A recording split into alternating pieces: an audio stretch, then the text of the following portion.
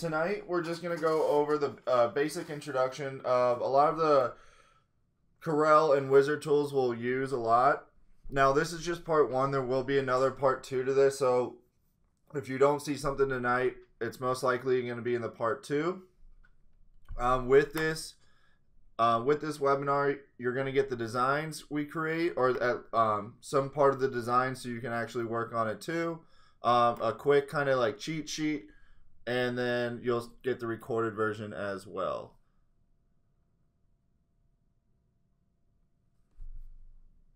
All right. So at any point, if you guys have any questions or need to see anything again, just let me know. And as I see those come in, I'll start answering those, or I'll repeat anything that's needed too.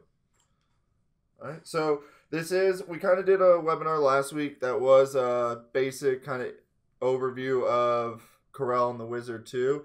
Now what we're going to do is kind of use some of those tools we kind of went over and show how they're going to help us create some of our designing, or some designs. So the first thing we're going to cover real quick, just for anyone that wasn't in the webinar last week, we just want to, the first thing we want to do when we are setting up our Corel is go to our tools and customization.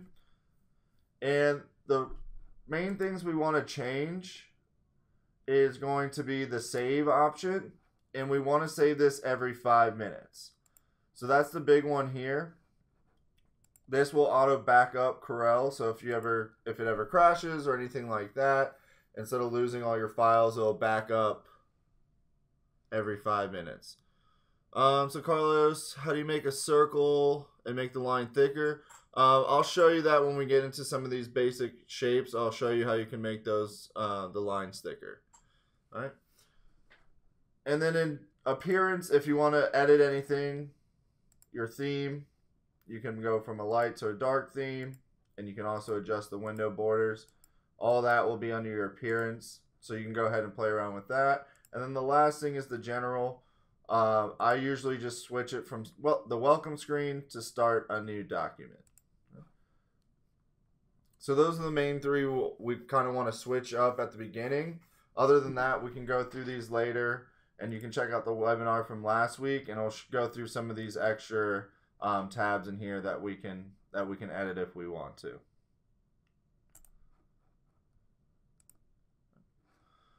So the first thing we're going to kind of cover tonight is some of the basic shapes. So someone was just asking how to make a circle and make the line thicker. So I can definitely cover that real quick. Your basic shapes are going to be over here on the left hand side. So you're going to have the rectangle, the circle tool, which is the ellipse, and then your polygon tool. So if you're working in an older version of Corel, you might actually have one more that says basic shapes. I think, hey Caden, I think with most of the newer versions, these polygon will have like the basic shapes and then everything else underneath it. Maybe in an older like X5 or 6, you might actually see this basic shapes here too, underneath the polygon. All right, so we'll go ahead and start with the circle first. And to draw a circle, we're just going to left click and hold. Now, if we hold Control while we create this circle, it'll make it a perfect circle. And that will go for any shape we're ever drawing. As long as we hold Control, it'll make it a perfect shape. All right. So once we have that circle completed, once I click on it, you'll see this outline width. So this is what's going to control your width. So right now it's in millimeters. We're going to go ahead and change that real quick. I don't know if I accidentally changed that in here. So let's see, document.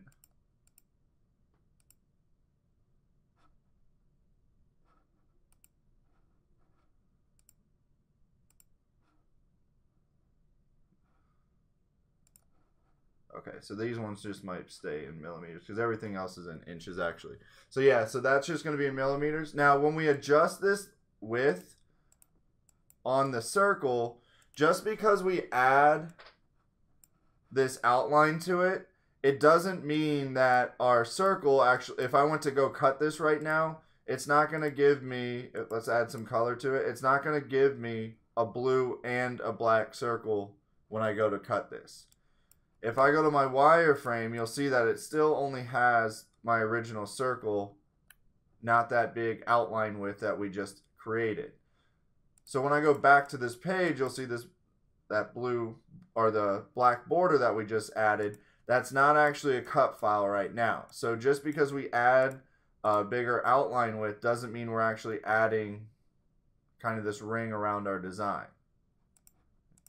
So if we want that ring around our design, instead of actually adding an outline width, what we can do is create a contour, or if we have our live template editor, if you're using the design wizard, you can use the magic boundary, set your offset, so we can say maybe 0.2, create magic, and just hit our magic boundary button, and now you'll see that outline behind it. Now it does create a full circle, so it's not just an outline, and that we can change the color to, and now if we send that to our cutter, it's going to read this as two different files.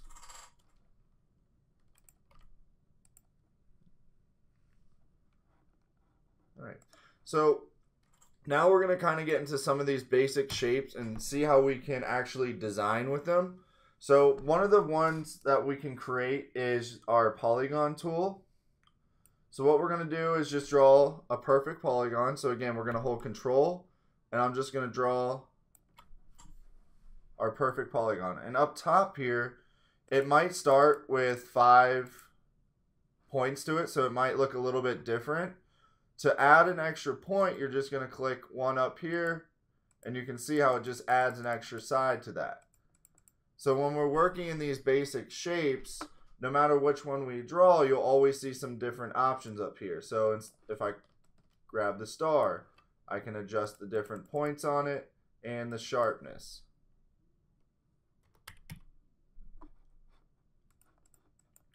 So with our design here, we're going to go back to 6. And just from this basic shape, we're going to use our envelope tool. And we're going to select the single arc. Now, if I don't have the, let's go ahead and close these out. If I don't have the design wizard, to get to my envelope, I'm going to go to Effects. And then you'll see envelope right underneath there. So once this pops up, if I don't have my object selected, it's not going to light up, add new, add preset, apply or reset. None of those are going to be available to us. So what we want to do is select our shape, and then you'll see we're able to add new, add preset will light up, and we can add any of these envelope styles to our shape here. So we're going to use the single arc. We're going to click Add New, and you'll see this box appear around our design. So this little blue box, it'll have, they're not actually nodes, but they're very similar to it. So you'll see these points around the box. What we're going to do is select the top one, pull that down a little bit, and we can always readjust this. So if it doesn't look right away, we can definitely edit this.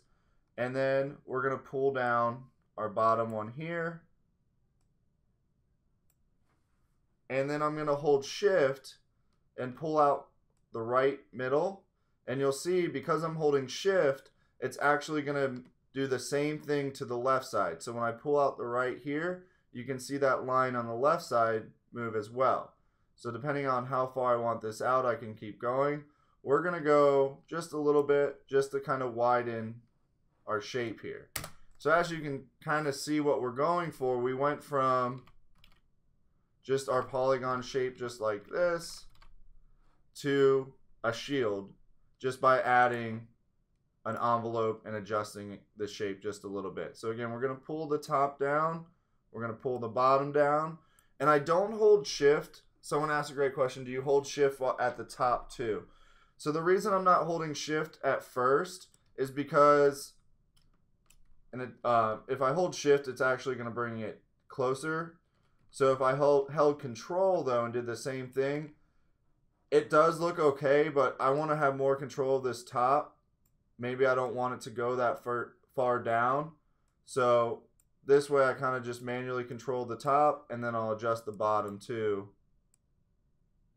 for this shield shape. So when I'm pulling the sides out, that's when I'll hold shift, and it'll bring them both out just a little bit. So just like that, we created our nice shield shape that we can use in a future design. Now if we want, we can add a contour to this design too. So when we select the design, right here in our TRW toolbar, you'll see the contour tool. So we're just going to select that. Up top here, you'll see the different kind of contour effects.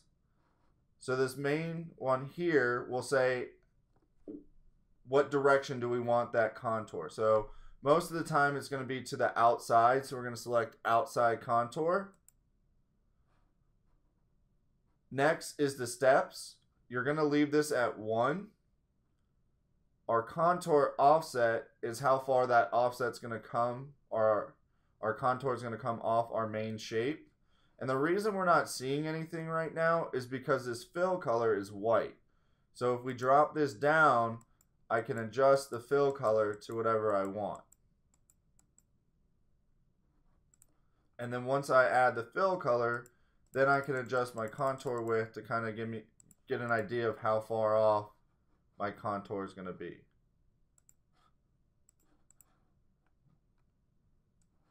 So just like that, we have our nice shield that we can now incorporate into a design.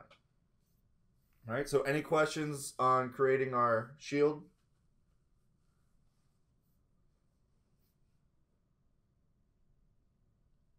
Perfect.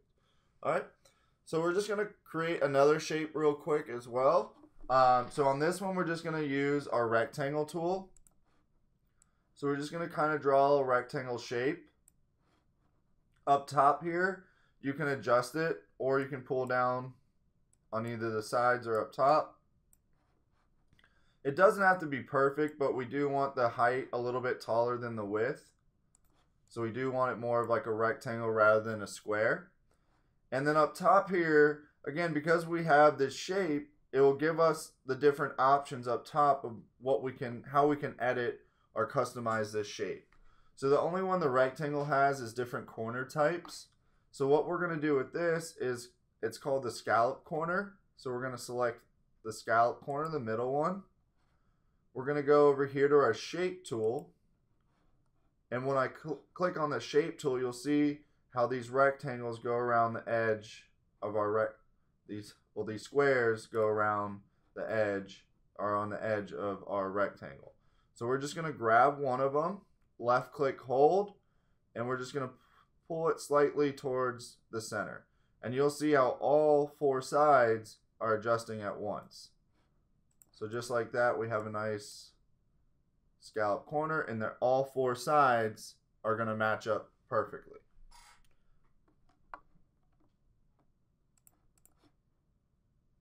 So go ahead and add a little bit of color to this. And on this one, all right, someone wanted to see that again, so no problem. So I'll go back. So we just have our rectangle shape. Up top here, you'll see the different corner options. We're going to do the middle one.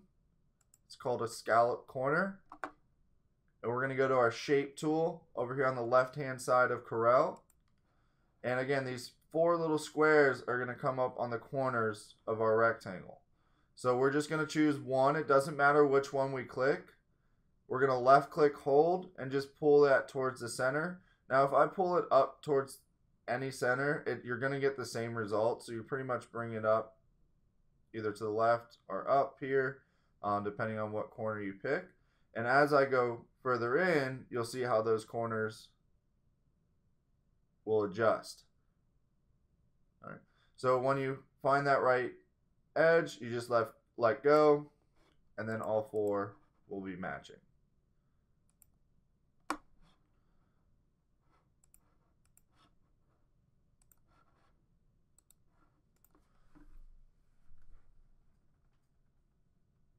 All right. Yeah, any pillar, we're going to go over some of that in a little bit, the live template. So when you get there, just let me know, and I'll cover any of those questions. awesome. All right, so we're not gonna add, and that's a we're actually gonna use the live template editor to add kind of an outline, just like I kind of showed you at the beginning to this. So right now we can go ahead and move this over, and we'll save this for we're gonna finish up these designs as we go through the different tools. So kind of the first part of this is just learning the basic shapes, and then we can get different shapes like you'll see here. And then we'll use our different tools through the Corel and Wizard to kind of customize these and finalize these designs. All right, so we're gonna go through a couple more Corel tools real quick. So the next one I wanted to cover was tracing with the B-spline, and there's a couple different reasons why you can do this. Some of it, now I'm just gonna bring these in. These are I just searched basketball players. And we could get a little bit more specific, maybe like a dribbler or something like that. Or if they want a shooter, anything like that, someone dunking, whatever they're looking for. You can kind of just Google basketball and you'll see these different images. Now, I would kind of stay away from real big players like LeBron, Michael Jordan, all these stars. Maybe stick to a college or AAU player or something like that. The reason why is because even the likeness of some of these basketball players could get you in trouble with LeBron and his headband or something like that. Even though it's not familiar to you, maybe if you're not a big basketball player or follow basketball, someone's going to recognize them and possibly you could get in trouble for using their likeness. So we want to try to maybe even search up type here, basketball player AAU, or maybe even college. Their likeness probably isn't going to be as recognizable, so you might be able to get away with it a little bit easier, or definitely like an AAU. Or if someone even sends you an image of their kid to use, that's probably the best way to go about it. So let's just go ahead and we'll just do a dunk. And when we're looking at an image to trace, one of the things we kind of want to look for, and I'll go back real quick to our page here. If someone is asking to send a design in, something like this, an image like this, unless we're like printing it, isn't going to show up very well. So if they wanted this image converted to a vector, because the hands in basketball are in front of the body, to get this traced out and to look good is going to require a lot more work. Where if I selected this basketball or this image, his body isn't like overlapping in any parts. His hands aren't in front of it or anything like this. So this is going to be a lot easier to trace and show up than this here, where now I'm going to have to learn how to come in here and make, cut out his hands and arms and give it almost like that silhouette look where all this is kind of traced out and it still looks good. So that's a lot more work than just having him kind of send you a picture more like, even this one with his legs in front of it won't look good as a silhouette.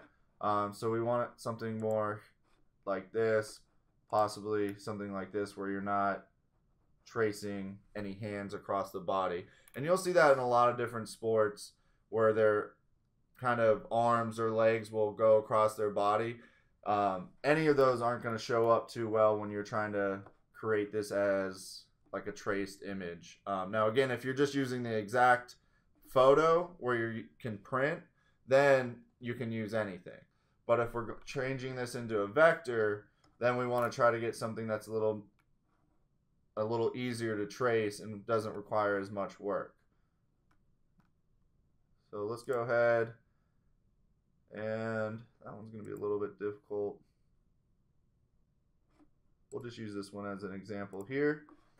So I just right click, hit copy, and now I'm going to bring it in here and just hit paste.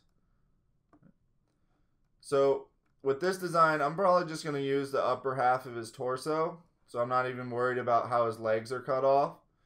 So the B-spline is going to help you in these type of situations where if someone sends you an image and they want it kind of traced out or want a silhouette, where the trace bitmap feature won't work. It's not going to trace all these different colors, and trace is better. Those trace bitmaps is better for like an arty a picture of a vectorized image or a logo, where like a picture of someone isn't gonna ever trace well if I use this trace bitmap feature. You'll see if I go to clip art to try to render this into a clip art, our vector now from this image is gonna, not look that good. So if I go to my colors, you can see there's 16 different colors in here that I'd have to kind of simplify.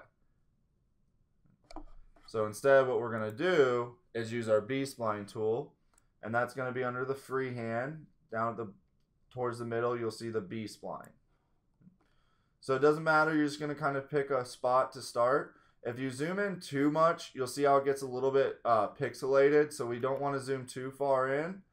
So I'll just start kind of here on the arm. I'm just going to left click, and I'm just going to start going around the outside.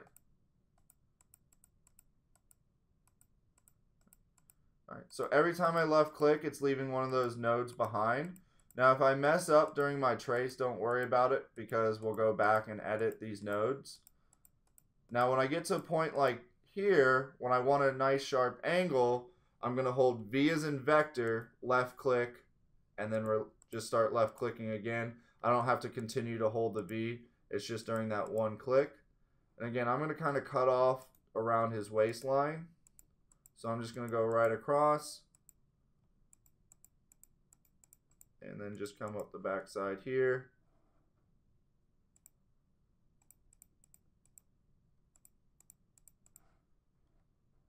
Go ahead and trace his arm now. And if anyone's ever tracing any type of sports ball that's like a perfect circle for most of the part, so basketball, soccer, sometimes even like a baseball you can get away with, volleyball, any of those sports balls that are pretty much a perfect circle shape, you'll see when after I trace this basketball, when I move it, it's not going to look like a nice clean circle. So I'll show you how we can fix that again with just our Corel tool. So again, we're just left clicking. Every time I left click, it's going to leave one of those nodes behind. So in a lot of those kind of tight areas or where limbs kind of meet, that's when I click a little bit more so I get more of that detail. Even like around the face here, going around the nose, I'll probably click a little bit extra just so I get more of the detail in the mouth and nose. They're nodes, not notes. So it's N-O-D-E-S. To move the photo, that's a great question. If you run out of room, so as far as I'm zoomed in, you just move your cursor out to the left side or down, and it will move the page for you. So you want to go slowly. If for some reason you're tracing and you take a call and you leave your mouse like that, it will freeze up. So just, don't let your mouse just sit on the edge, but you can move the photo by just kind of going down or up with your cursor. So when we're done, we're just going to connect those nodes. And when I move this away, you can see my trace now. So it's a pretty good trace, but if I zoom in on this basketball, you can see it looks like it's lost a little air during the game. So we want to fix this so it's a nice clean circle. So to do that, I'm just going to use my ellipse tool. We're going to hold Control to make it a perfect circle, just about the same size you see there. And we're going to go just a little bit bigger. And I'm just going to move this over, and I'll change it to red so we can see it a little bit. So once I cover that circle up, I'm just going to select this red ball here, hold Shift, select my basketball player, hit Weld, and now I have this nice clean basketball shape instead of that lopsided one.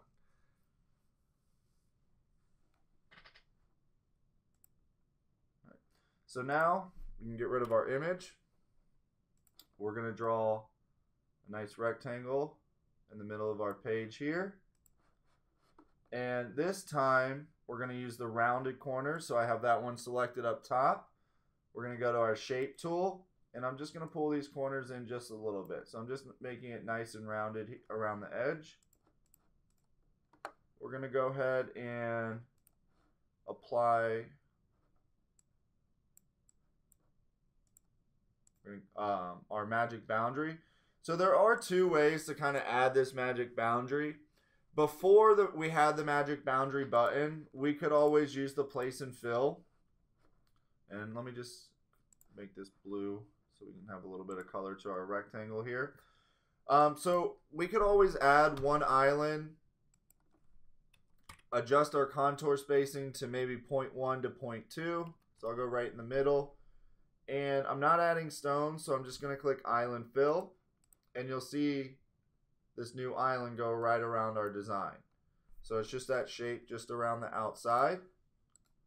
So we can add an island like this. Or I can use my magic boundary on the live template editor. So I'll set it again to 0.15. This number is the same number we're applying here. So this contour spacing is the same as our magic boundary. So instead of adding one island, it's always going to add one when we use the magic boundary tool. So I won't be able to control that. But if I click that, it gives me the exact same shape and vector that adding one island would. So the magic boundary is very similar. So if you're working with your live template editor open, I'd probably just use the magic boundary. But if you want to, you also have the option of just using the place and fill to always add like an outline to any vector object. Yeah, so great question. So someone Pillar asks, is there a difference between adding a contour with the buttons up top than an island fill or a magic boundary? So the only difference that we'll have in actually adding a contour is until we break that contour apart, it's going to be seen as kind of one object. So wherever I bring this rectangle, the contour is going to follow it. However, if I get rid of that contour, if I add an island or use the magic boundary tool, as soon as I click island fill, this is not attached to that original square. It's a completely separate object. So in looks, they're all the same. If I do a 0.15 topaz island, it looks the same as if I add a contour at 0.15 and change this color to topaz. So this is going to look exactly the same, but until I hit break apart effects down here in my live template editor, this is going to remain a part of this original image, our original shape. So once I hit break apart effects, now we have that vector by it, or that, you know, piece by itself, that it's its own vector or its own object. All right, so great question. So I would say the island and the magic boundary are pretty much the same. It's the contour that's going to be different. So that one we're going to eventually have to break apart before we send it to a vinyl cutter. Print, it doesn't matter because it's all going to kind of pick up the same. But when if we're using this for a vinyl, we definitely need to break that apart or use one of our island fills here. So we're going to create one more island around our design. So you can see I have 3 of these shapes now. So I have 1, 2, 3. And what we're going to do is select our middle one, our gold, hold shift and select the green behind it and do a back minus front. And that's just going to give me a nice little contour that's not actually like attached to my design here.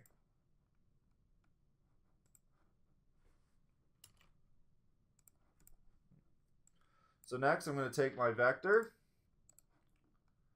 and I'm just going to yeah, so lettering's great question. Someone asked, would you do this for lettering too? Yeah, if you wanted an outside for your any type of text, so let's say I just had TRW.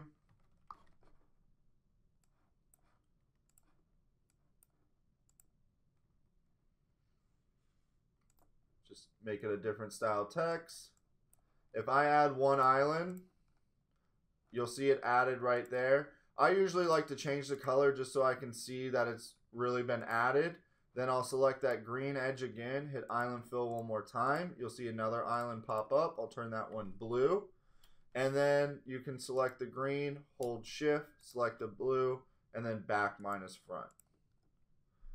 And then can you use the remove shapes behind in the live template there instead of the back minus front? No. So Pillar was asking here, we have some special text fields that almost look kind of like this, where it has this white already, it looks like this white has been subtracted through it. And to edit it, you use this merge 3-color live text. That's not going to work with this type of font. It goes off of contours, so it's not going to be able to read this correctly. So instead of doing that, you would just select this middle one. I'll add some color, so this kind of green, hold shift, select the blue, and then back minus front. So that's how you would do that here. When we're working with live text, you would use the merge 3-color live text. But if we're setting this just from scratch, just like we did, you'd want to use the back minus front instead.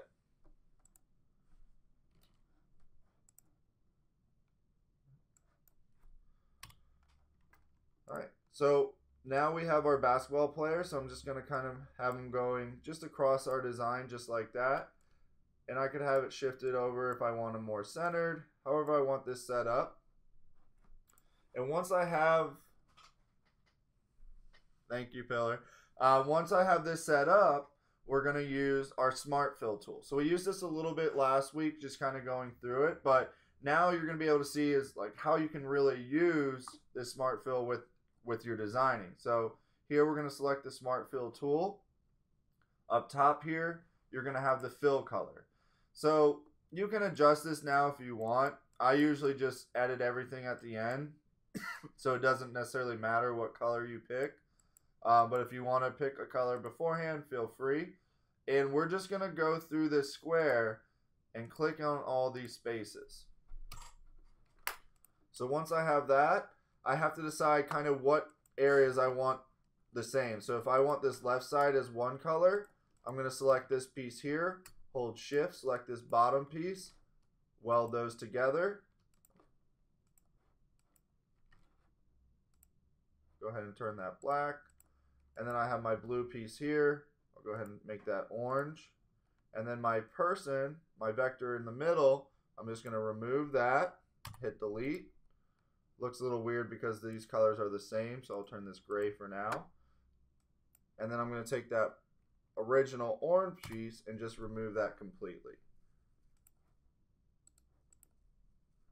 So now I have my basketball player right through the middle of this design. And now I can customize it a little bit more. So I could add a number 23, select the font I like, either make that white or completely subtract that through. Again, the same tool, back minus front. And then on the left or the right hand side, maybe I wanted some text, and we could do Vipers. Let's go with this font right here. And we're going to use our Design Wizard software. We're going to open up the font tab, and we're going to use our vertical text tool to make this go down the side here. So I can leave that black on top there, or again, if I want to remove that, I can hold shift, select the gray, and have that completely removed out. Yeah, so the Smart Fill is going to add a layer, pretty much a vectorized layer to whatever object you click it on. So if anyone has any of those like decal packs, that's a great pack with these designs, because I'll go back a little bit before I Smart Fill this whole design. Let's go ahead and hit change artwork. So this pack here, our TRW Live Template Decal and Clip Art Mega Pack. If this is one of the packs you have, this is one of my favorite packs because of what you can do with it. So our design here, I can take my baseball player now, any of these vectors, switch that out, place him right in the middle, use my smart fill, fill my side here, maybe change the color just a little bit, fill this side here. So now I have this as my one side, the blue as another. Remove my middle piece in that background color.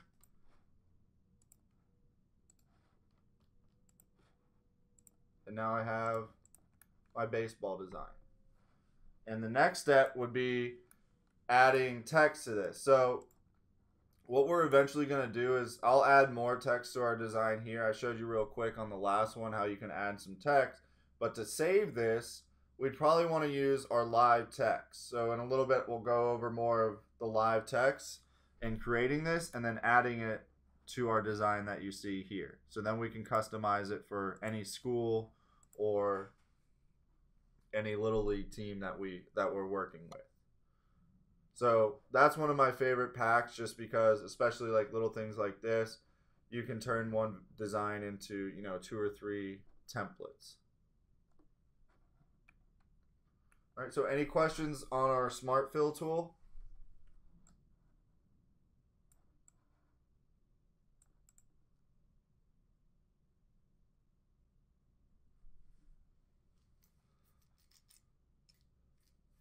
All right, so next we're just gonna go a little bit over our power clipping. Yeah, the Smart Fill, we're gonna do one more design in a little bit, or we're actually going to build off a design template we already have, but we're going to use that Smart Fill again in another way. So the Smart Fill is a very useful tool, especially for something like this. You can just create a nice design, but we can actually like pull vectors from already created templates too using this tool, and I'll show you how to do that in a little bit. All right, so the next tool we're going to go over is our power clipping tool. That's, again, it's a Corel based tool. So with that, the power clipping might be more used for someone that does more of like printing, sublimation, stuff like that, compared to vinyl, because a lot of it's going to be using more images than necessarily like vectors. So we'll stick with our baseball trend here. We have our design. I'll go ahead and add a contour to it now. And let's go ahead and we'll go back here. And I'll just type in baseball. You guys can see my searches, baseball pattern or baseball wallpaper is usually a good one. So just, a picture, any of these pictures we could really work with. And let's go ahead, we'll start with our baseballs here. Go ahead and copy image. And I'm just going to paste that right up top. And I'll bring in one more.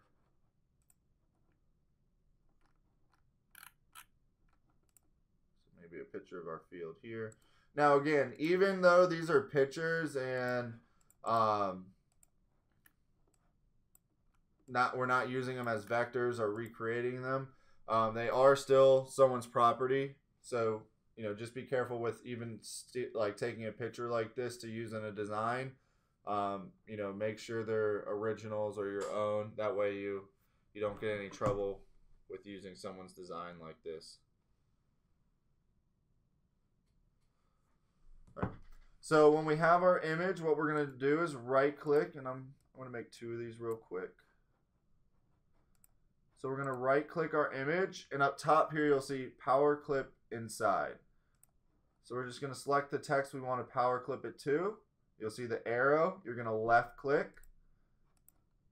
And now if I zoom in, you can see how this image is in our design now. So when this is power clip to the inside, if you select your design and kind of hover towards the bottom, you'll see this edit power clip button. Yep, no problem. So I want to see that again. So again, we're just going to select our image, right click, power clip inside. You'll see our little arrow, left click, and it'll shoot that image into our text. So I'm going to hit edit power clip. You have to select your design, hover towards the bottom, and the farthest left button is going to say edit power clip. So we're going to click that. you're going to see your whole design now.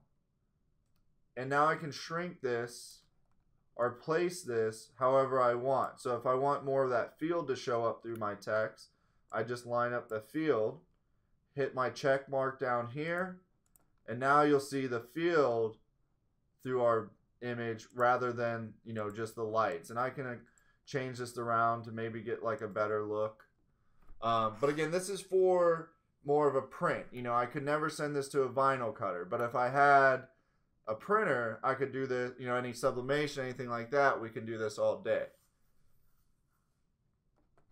All right, so same with our design here, power clip inside, baseball, and then you'll have that set up just like that. You can, usually I think adding a contour when you do this looks a little bit better, lets you see the image a little bit more. And then edit, and then again you'll have the image. And then I can just kind of rearrange this however I'd like.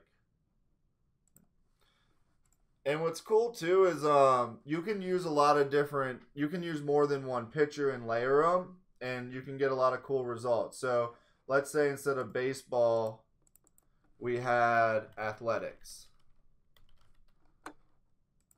And up top, we'll put Bayshore.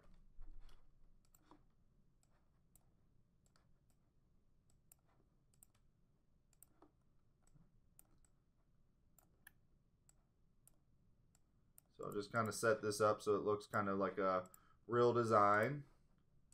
Go ahead and adjust our outside. So we have our baseball image. So let's go back here. Let's go ahead and type, instead of baseball, we'll do football.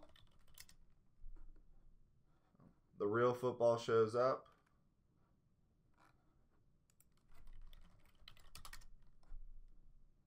All right. So maybe something.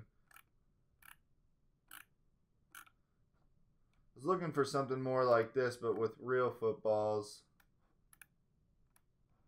But we could even use maybe this here. Yeah, yep, someone asked how about like a family with different pictures? That would be another great way to use this. And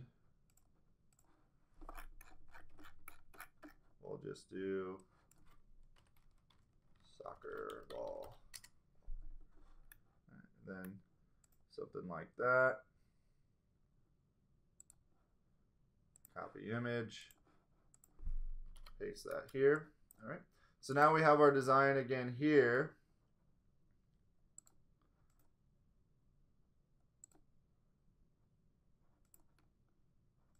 So we're going to go here. We're going to hit extract contents. And now when we hover over this, it should allow us to add. And you'll see when I zoom in, it says hold W to add power clip. So I'll just hold W, and that will add all those in there. Now I can hit edit and move these around however I want. So let's put soccer ball here, make that a little bit smaller. Put my baseball here.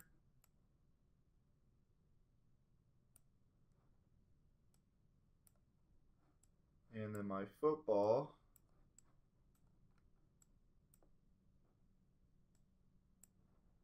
Will be last. And again, you can see how it's layered. So the football is behind the baseball is behind the soccer, and the soccer's on top. So once I hit done, you'll see how you go from the soccer to the baseball to the football, and they're not gonna bleed into each other or anything like that. It's gonna be exactly how it's layered on your original design.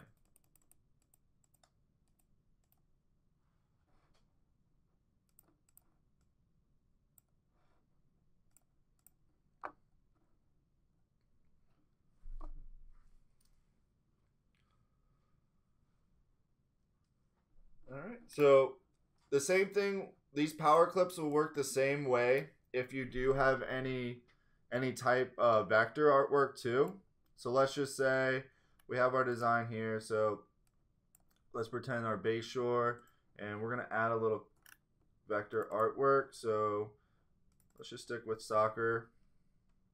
We added a soccer ball, and we're gonna use our design wizard. We're gonna go to copy, and we're just gonna make a few copies.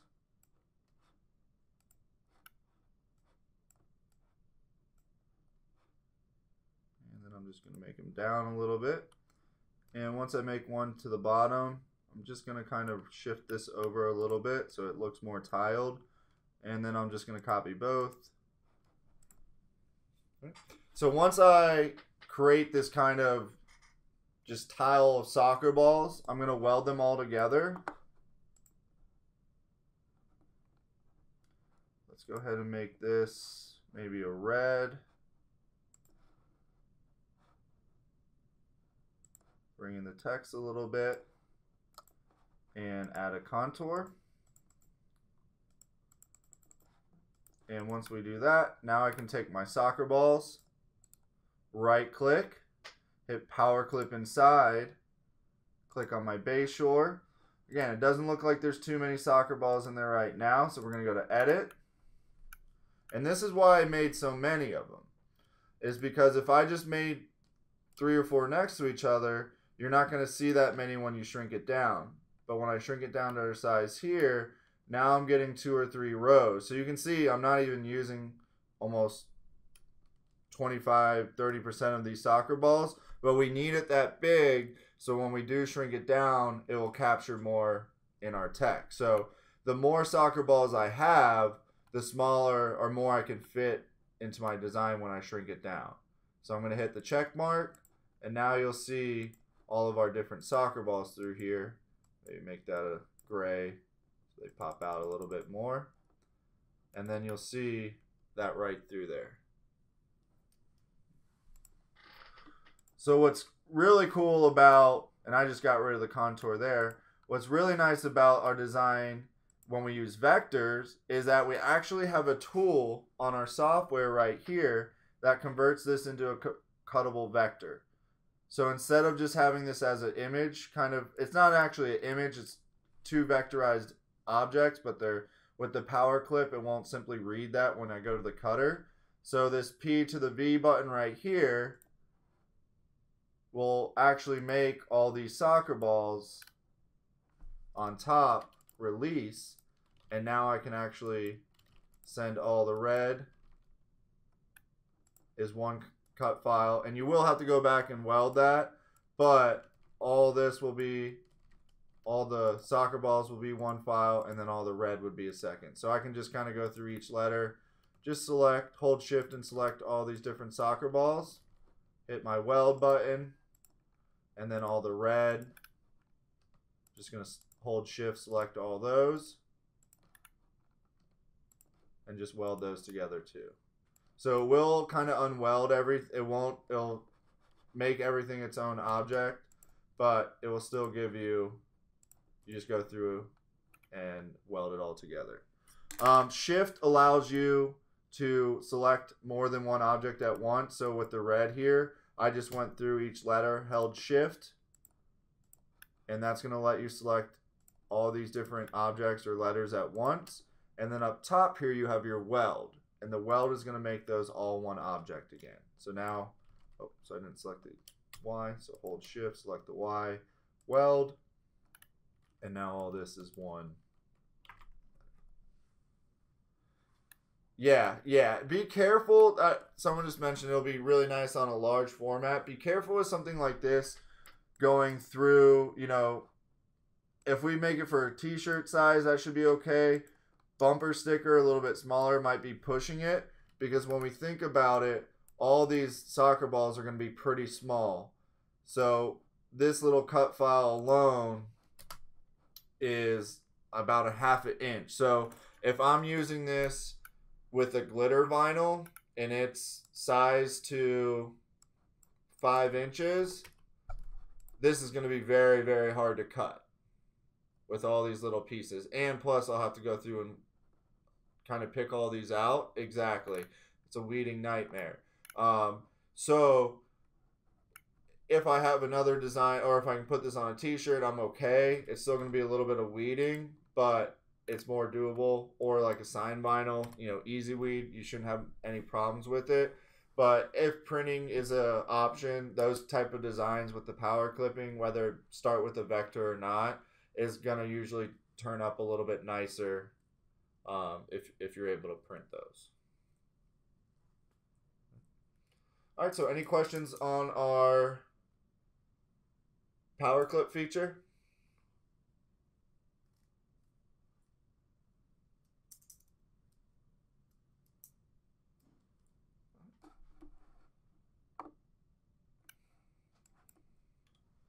All right. So now we're going to get into a little bit more of the design wizard. Now, I know we kind of flip-flopped a little bit back and forth with some of the tools. But now we're going to kind of go over the edit tab a little bit. The three tools you'll probably use the most out of this, the edit tab, besides maybe the text spacing, is going to be these three down here: the split, knockout, and magic trap. So the split feature is real. It comes in handy a lot when you're either working. So someone asked a question real quick. If someone sends me a photo to use, what format do I want them to send it to me in? Now, if you're using a photo like we just did in the power clipping, that would probably, you know, as long as it's like a JPEG or PNG, it's going to work fine. Now, if someone is sending you a design that they want turned to a vector, if they have like a PDF file or like a vectorized file, it could be a SVG, EPS, PDF, I would ask for those. So that saves me the step of actually vectorizing that image. But if it's mostly a photo meant for some type of printing, then a PNG or JPEG would be fine.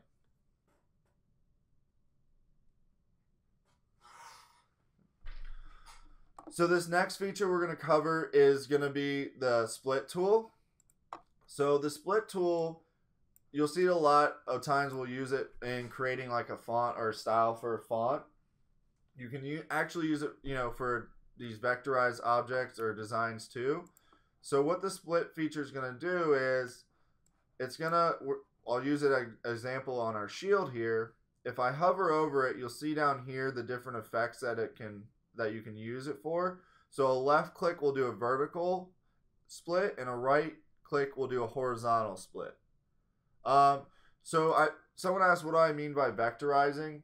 So the images we had here, this soccer ball, this is not a vectorized image. So when I move this around, you can see how it has that just gray background. It's a photo, it's a JPEG, PNG. I can't send this design over to a cutter and use it to cut like a vinyl design. It's not going to, the most it would do is just cut the square outline shape. It's not going to recognize all the soccer balls and try to cut them out. So a design like you see here, where it has those blue cut lines, that's a vectorized object. So any of this artwork that I've imported, like these soccer balls or basketball, these are vectors. So these are ready to cut files. And you can see when I move this around, instead of just having a gray box behind it, this has the blue cut lines.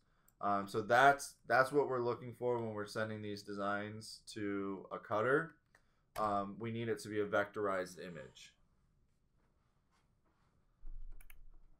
So this I can print with, but I couldn't send it over to a vinyl cutter.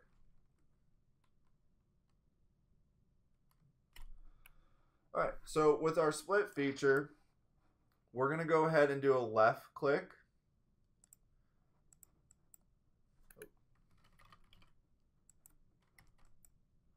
And before that, I have this set up as a contour. So what we're going to do is hit break apart effects, and that's going to split these two pieces. So we don't want to use it as a contour. We want them two separate pieces. And then I'll go ahead and left click our split feature here. So you don't see too much change. You can kind of see this line going down the middle.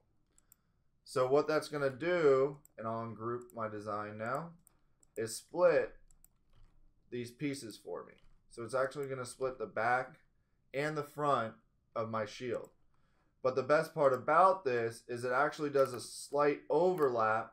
So when I go to put these pieces back together, it's really easy to line up. And that's what this 0.02 number is. So if I want a larger overlap, I just increase that number, and then I'll have a bigger overlap. So you can actually see this goes across in here, and this one ends over here. It still gives that nice point. So it's not exactly right in the center, but the look it's going to give us is that it's going to be in the center when it's done. So then I can take my right side here, maybe make this side black, take my background, and now I have a 2-color shield instead of just one. And that's just with our split feature. And all of these are going to match up really nicely because of our split feature right here is going to make those able to overlap instead. So another way we can use that split feature is by using it in text field. So I can create this baseball text, make it an impact, go ahead, instead of a left click, we're going to right click, and it's going to split my baseball right in half. So just by clicking that button, now I have a nice 2-color baseball design. And again, they're going to overlap just that 0.02, so it's a lot easier to line up. It gives you kind of a little room for error when we're going to press. So great question. Is there a way to do it diagonal? Right now, the only way to do it as a diagonal cut is by rotating our design. So we're going to go ahead and rotate our design. We'll go ahead and do a right click. Go ahead and rotate this back.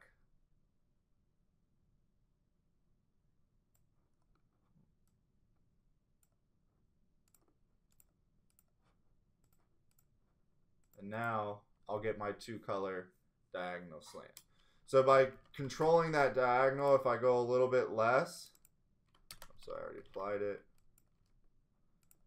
So if I go a little bit less and right click, you'll see the look is completely different. And I'm actually going to make a couple copies just so we can kind of see the difference.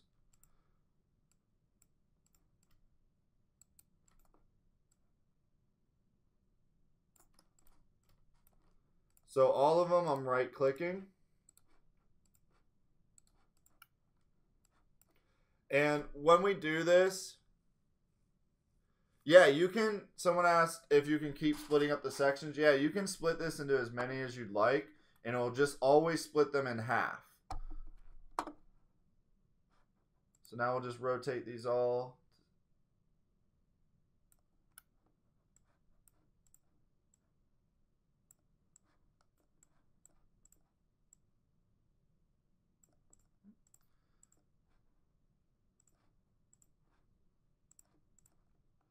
So depending on how much you change that angle,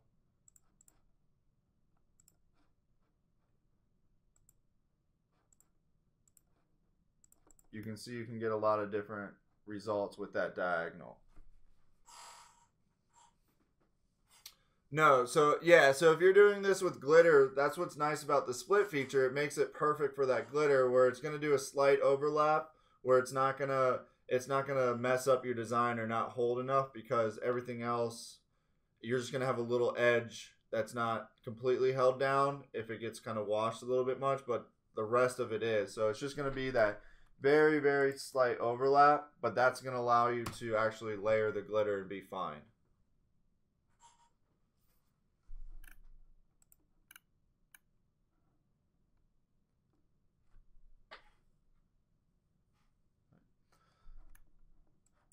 So that's kind of our split feature that you'll see a lot.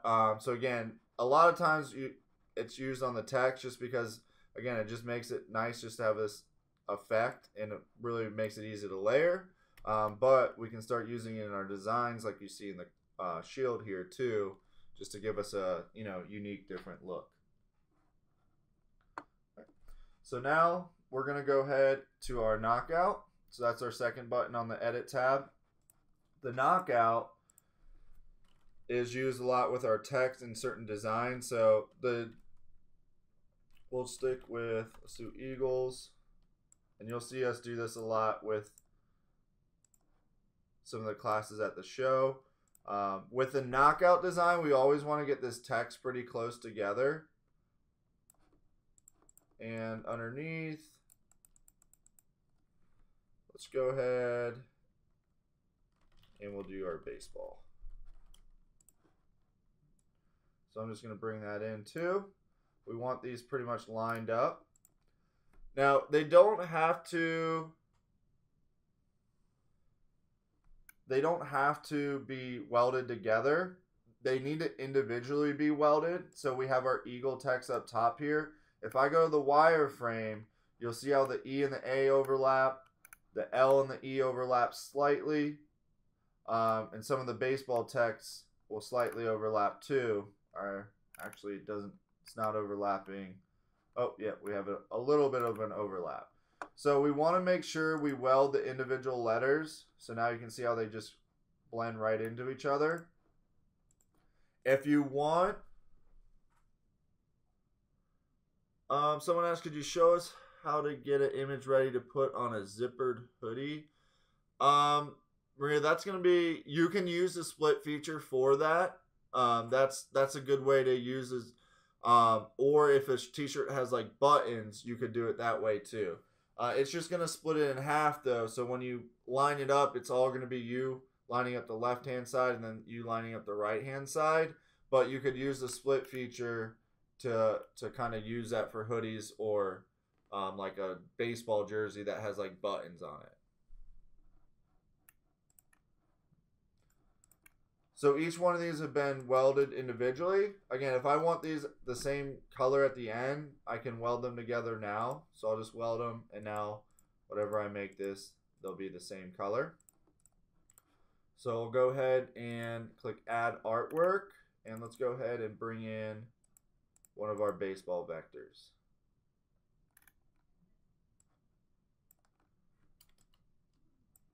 So I'm just going to have him.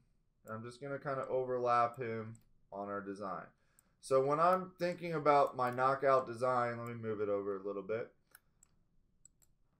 What I'm looking for is to cover up as much of these letters as I can. So with my character here, or my vector, I could make them really small. I could make them larger than the text. But I really just want to kind of cover as many characters as I can. So with his head here, I'll go to wireframe. If his head's in this open area behind the E that's not really overlapping any of these letters, when I go to create this knockout, he's not going to really have a head. So you can see that it's supposed to be here, but the head's kind of gone. So I kind of look for key parts like that, and like his bat here, we want to see a lot of that bat. So however we have to set this up to get kind of his main features, we'll rearrange this. And then once we get a lot of the head, the bat, his legs are covered a lot, now we can apply our knockout. So down here, you'll see their knockout button. And that 0.02 is how far we want the knockout to be. So with this one, let's go a little bit more. We'll do 0.05. So what I'm going to do is just highlight both the baseball player and the text field. And I'm just going to left click my knockout. So this area right here is at 0.05. So if I decrease that number, maybe 0.02, select both of those, hit the knockout, you'll see how this gap between the letters and my baseball player is smaller now. So when I'm working with just vinyl, I like to kind of be in that maybe 0.04, 0.05 range.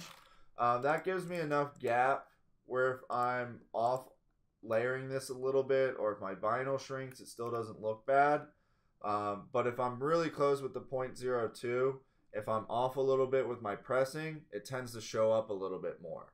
So I try to stick with just a little bit bigger of a knockout with the vinyl. Now, if I had to add stones, it's always going to be that 0.17, and it's going to be a little bit bigger, so it's not going to look as good. So we want to keep that number a little bit smaller when we're working with just vinyl. Yeah, so this gap where the white is, let me go ahead and put a background color around that. That's a great question. That's where the t-shirt's going to show through. So whatever color your t-shirt is, that area between the text and the player now is going to come up as the color of your t-shirt.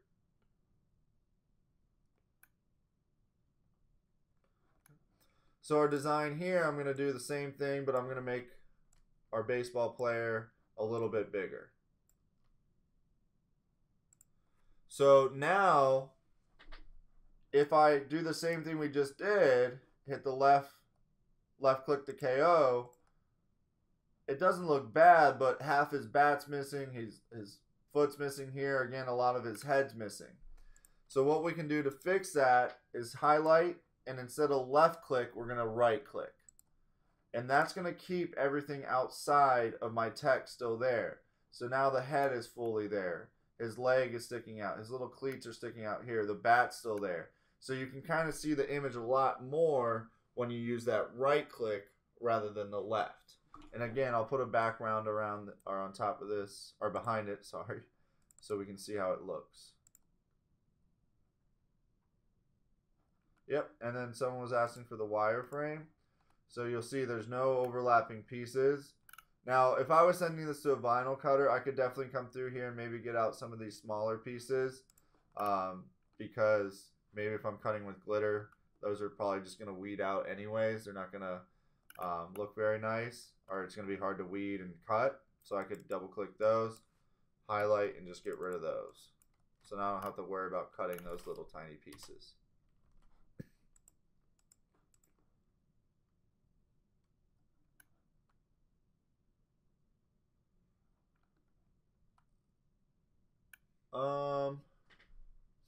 Get rid of the white lines. I'm not sure what you mean by the white lines. Like this area in here is not going to be able to go because the knockout is just tracing over those letters. So this areas inside here you're not going to be able to like get rid of. This is just showing you where the A ends and then the S starts.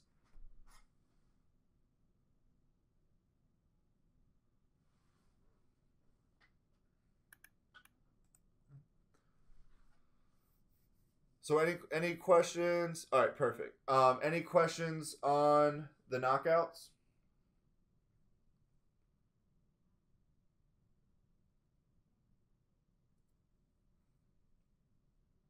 All right, perfect. So the last tool here we have is the magic trap. Excuse me. So the magic trap is really meant for setting up your layering vinyl that usually can't be layered on top of each other. So like a glitter again, holographic. It's gonna take an image, and let's go ahead and go back a few to where we have our design just like this. And if I wanted to use this design and I wanted it to have glitter colors on it, I can't simply leave my design as is because I can't layer glitter on top of glitter with all this behind it. So I need to kind of trim this area around it. Or with our magic trap, what it's actually going to do is kind of like that split feature did. It's going to add a little boundary area that allows us to layer glitter right on top of glitter. So again, I'll highlight my design. Our 0.02 is again the sides of that overlap. So if we want a little bit bigger, we can go to 3 or 4. We don't want to go too big with the magic trap because the magic trap is going to help us layer glitter. So we don't want to layer too much of it on top. Usually a small overlap is fine, but if we get too big, then we could see it having issues if it goes through the wash or something like that. So I'm going to left click my magic trap.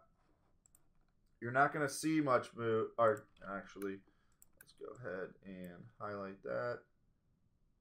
And you'll see down here again, it says shift click to trap the bottom shape. So I'm going to hold shift, left click, and add the magic trap. So you're not going to see too much change, but when I move this, see how my design is cut out now?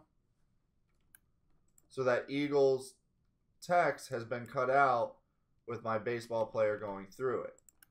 This side doesn't have the A and the G cut out or any of these bottom letters.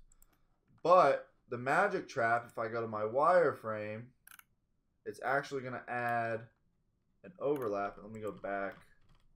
Oh, there it is. So it's going to add this nice overlap. So now that we can layer these designs and not have to worry about it.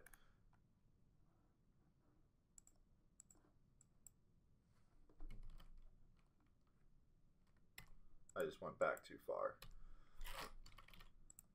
So the magic trap, we probably won't use it as much as the split and knockout. It's really just for when we're layering a design like this that we know we're going to use in like a glitter or holographic vinyl. We just add that magic trap feature and it just subtracts the background while adding a little overlap.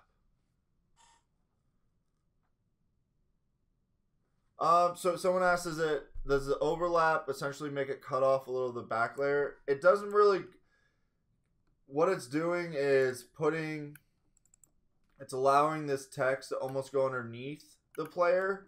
So it's not really subtracting more off the back layer. It's actually subtracting a little bit less because it's allowing it to overlap. So instead of it being set up like this, so if I just wanted this completely cut out, I could select both of these and do a simplify. And it just cuts it right out. But if I go to the wireframe now, these line up right on each other. So where this A ends and my player starts, they match up perfectly. But if I want to go press this on with vinyl, let's say I press the Eagles first, this text. If I press it too long, what might happen is the vinyl might shrink a little bit. So now, when a vinyl shrinks, all of a sudden these pieces don't line up like they should. So you get little gaps like this through your design, and even if I try to bring them over this way, then I get problems over here. So what that magic trap does is allows it for, if it does do that or shrinks or moves a little bit, it's still going to have enough room underneath here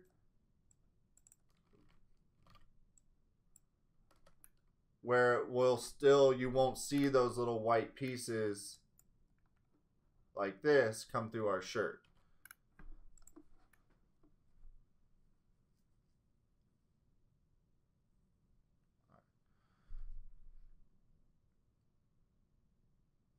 All right, so any further questions on the knockout or the split, knockout, or magic trap?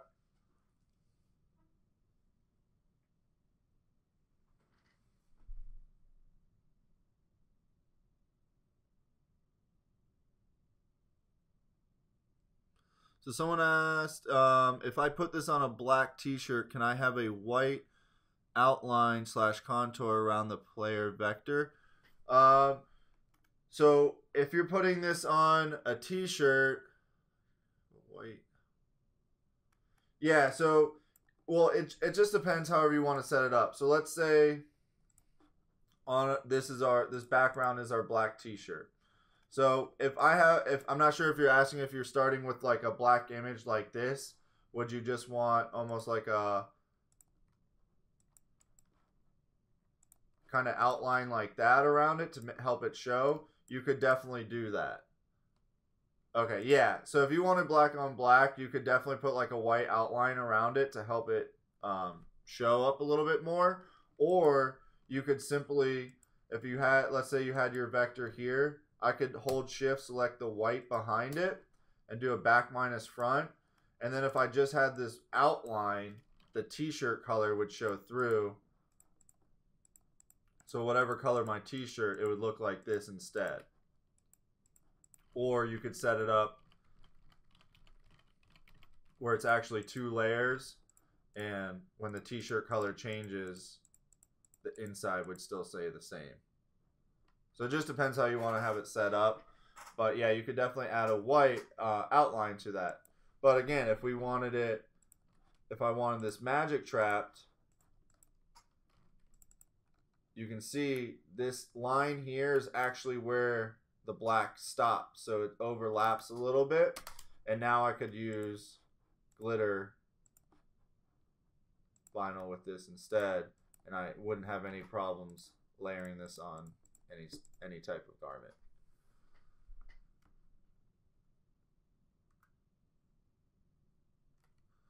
If you want the player in the black glitter or reflective and still want the white outline, do you have to group or weld both colors before you put black glitter? I'm not sure what you mean by that, Pillar. Like if I had, are you saying if I still had like the design or the player? Let me go back.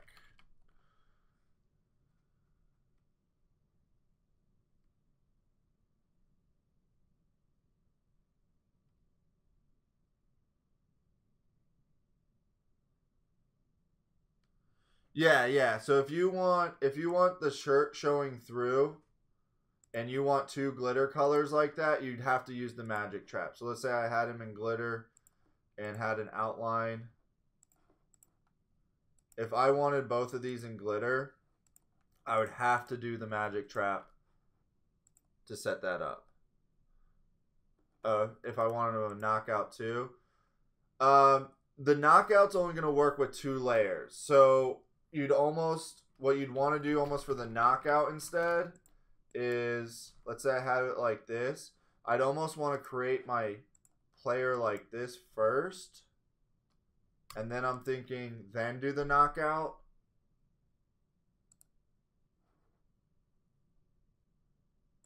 And then you could possibly like magic trap this through. It's going to be hard with the knockout just because it's only going to allow 2 things at a time. Trying to think of the best way to set that up. I might have to play around with that one. That's a good question. Let's see. Because if we do it this way,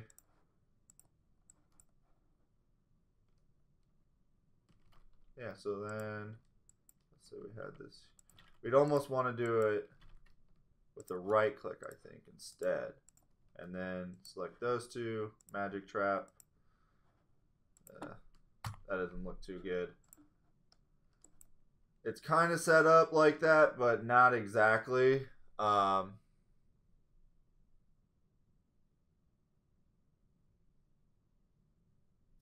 Yeah, so let me play around with that one a little bit more, and then if I figure out a way that makes it look pretty good and easy, I'll make just a quick video on it, and I'll put that on YouTube.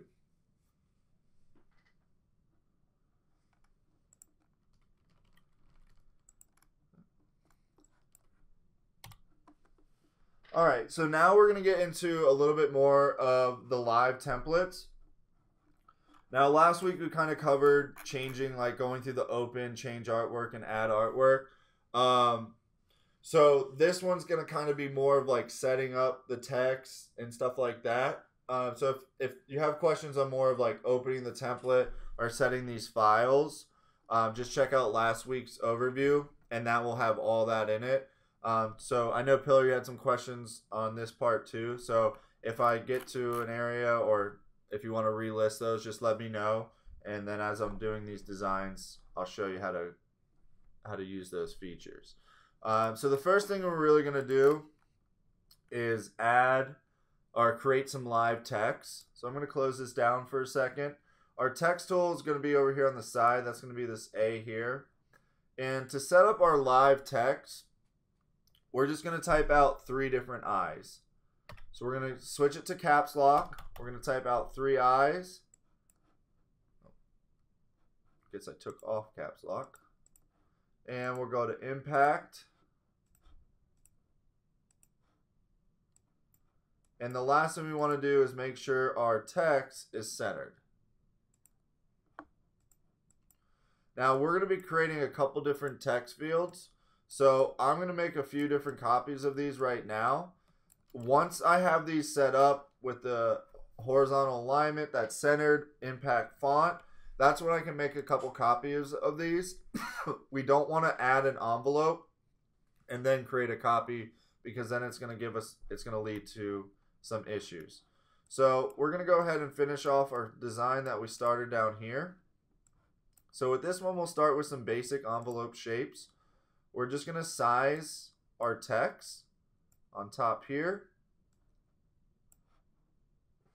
And if we want, we can even, let's go ahead and use, I'm going to group this section here. And then I'm going to highlight my text field and my baseball design. And I'm going to hit P as in Paul. And that's going to center my text and my design to my workspace. So then I can just pull this up, straight up. And now I know it's lined up right in the center of my design.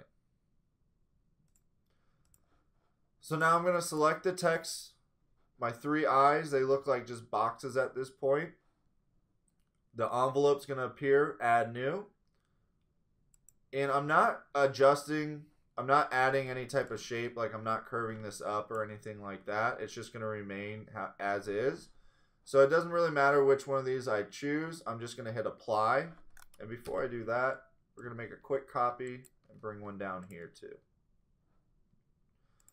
So I'm going to hit add new, apply, add new, apply. Now I'm going to select my text tool. I'm going to click on this top text, and we'll just change this to Rain River. And down here, we'll change it to baseball. And then if I want, I can even add like a little tilt. So I just click again. You'll see these arrows, and I'm just tilting it to the right just like that. So once I set that up, we're going to add a small contour.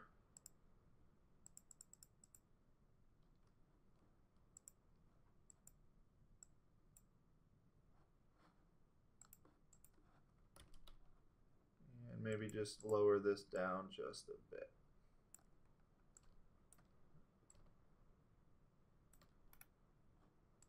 Same with here. I'm just going to raise this one up a bit, add a contour. And now it just looks like it's kind of slicing through that red line behind it. And if I want, I can definitely add colors to this so they match. So I could do the red up top and the blue down here.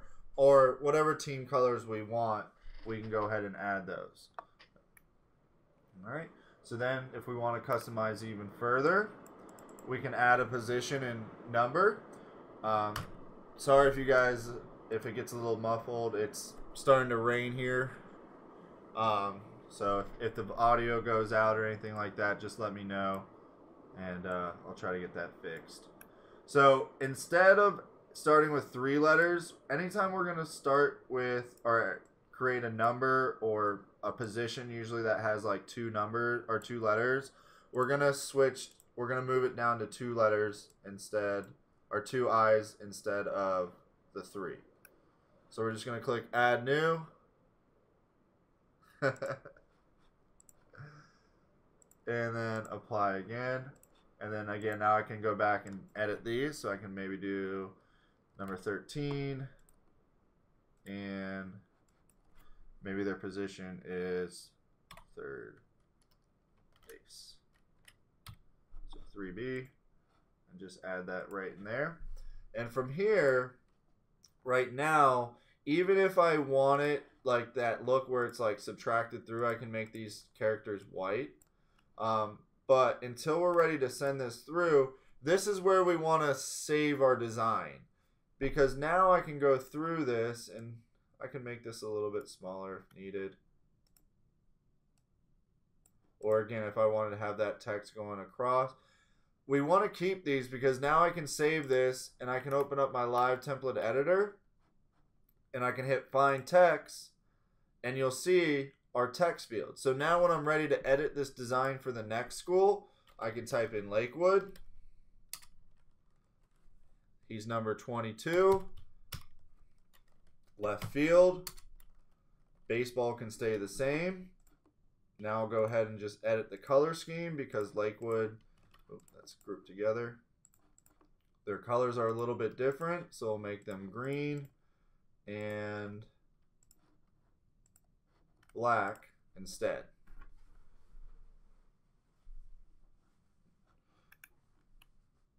So that's why we want to keep it as a live template, and then when we're ready, we can create this into a cut file, but we don't want to save over our original. So we want to always just save it just like this, and then anytime we want to edit it, we just reopen it, and we'll never really resave over this file. We can save it as a new file and make it like Lakewood Baseball ready to cut, but we don't want to ever save over our template.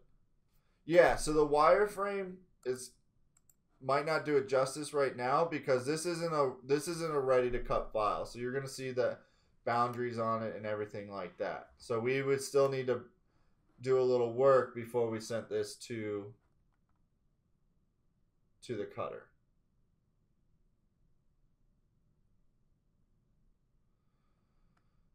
All right, so I'll go back to the enhanced view. So someone mentioned because of our outline here, we created some really small pieces, and they asked if this would be hard to weed. So it wouldn't probably be hard to weed just because these pieces are already going to be sitting by themselves, so we're not really like taking pieces out. They're already just, we're weeding around it. But if I were to cut this in glitter, depending on the size, these might not come out that well. So we can always adjust that. So this contour, if I save my design with the contour, I can adjust that contour so it's bigger. And now I just have it set up like this instead. So you actually don't see any of that black coming through. So if I just want the letters on top, and that is going to be a lot easier to work with, I can set it up just like that instead.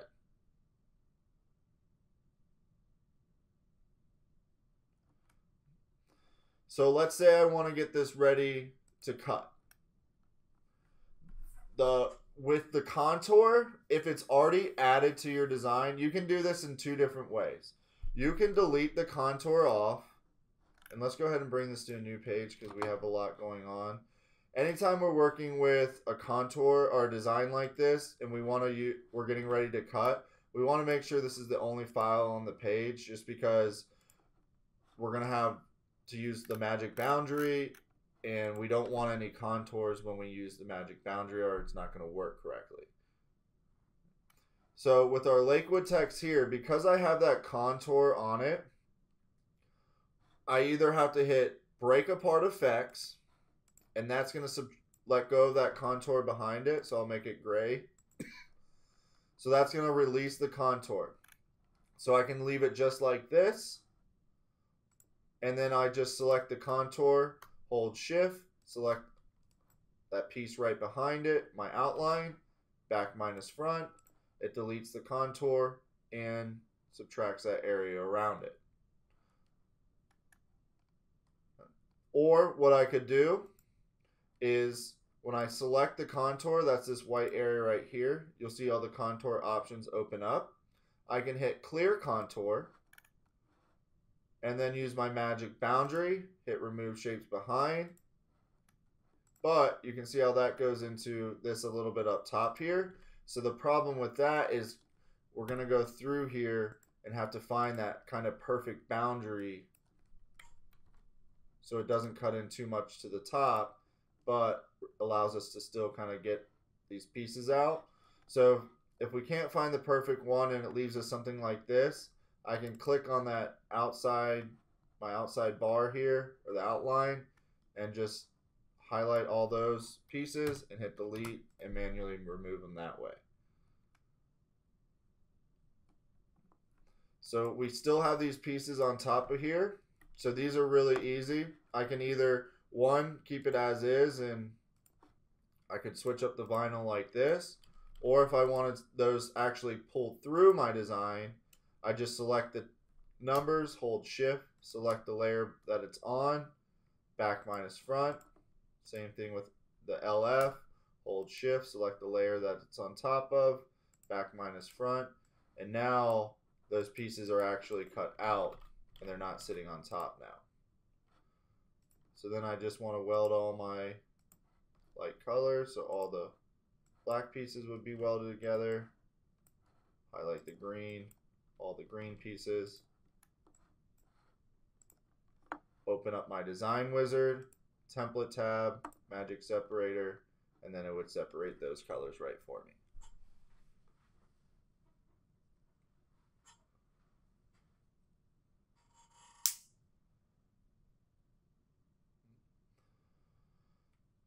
So any questions on the live template editor with what we just did, creating that live text and then getting it ready to cut? Did that kind of answer some of those questions, Pillar, from before? I scrolled up to try to find them real quick, but I couldn't. Okay, there it is. Break apart effects, contour, move shades behind. Yeah. So we covered a little bit of it, but we'll do another couple of these designs real quick. So if there's anything that I didn't cover, just let me know, and I can cover it with these next designs. So with our shield that we created earlier, now I can select another live text, and I'm just going to kind of size it to the width. And I can always, like I said, we have our centering tool, that's P as in Paul, and that will help us center it directly with our text to our shield. Excuse me.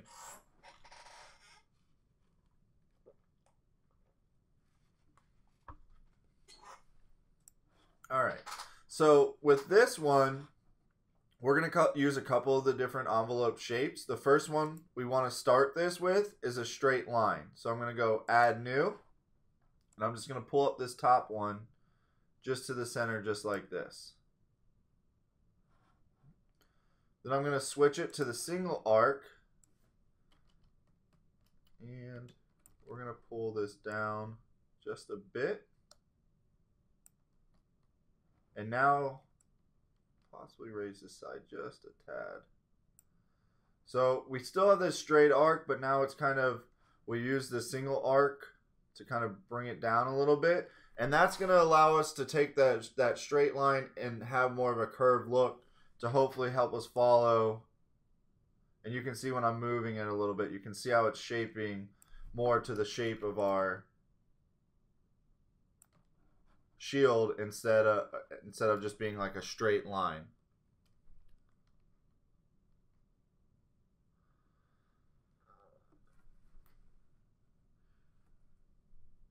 Yeah, so we have a couple questions. This is my first webinar. Will you be able to review later? Yes. So this will be recorded. So usually within 48 hours we'll have that recorded version back up. So you can go back and follow along. And then with the merge 3-color live text, yeah, so that one's gonna have that kind of like double outline, and that's the one where we'll use the actual 3-color live button. And what scenarios do we click the contour on the live template editor? Okay, gotcha. So I'll cover both of those. I'll give you an example of both of those shortly. So the contour button was down here. So I'll show you when and when not to use the contour and when to just use the remove shapes behind. All right. So we'll go through this one real quick. So I'm just going to pull down these sides a little bit manually, just so again they kind of match up a little bit more. And then once I have that set up, I can just type in whatever text I want here. So maybe the mascot is Mustangs. Hit OK. And now you can see how it goes up and then back down to fit our design. So I could possibly add a contour here if I wanted to, just to make it stand out a bit.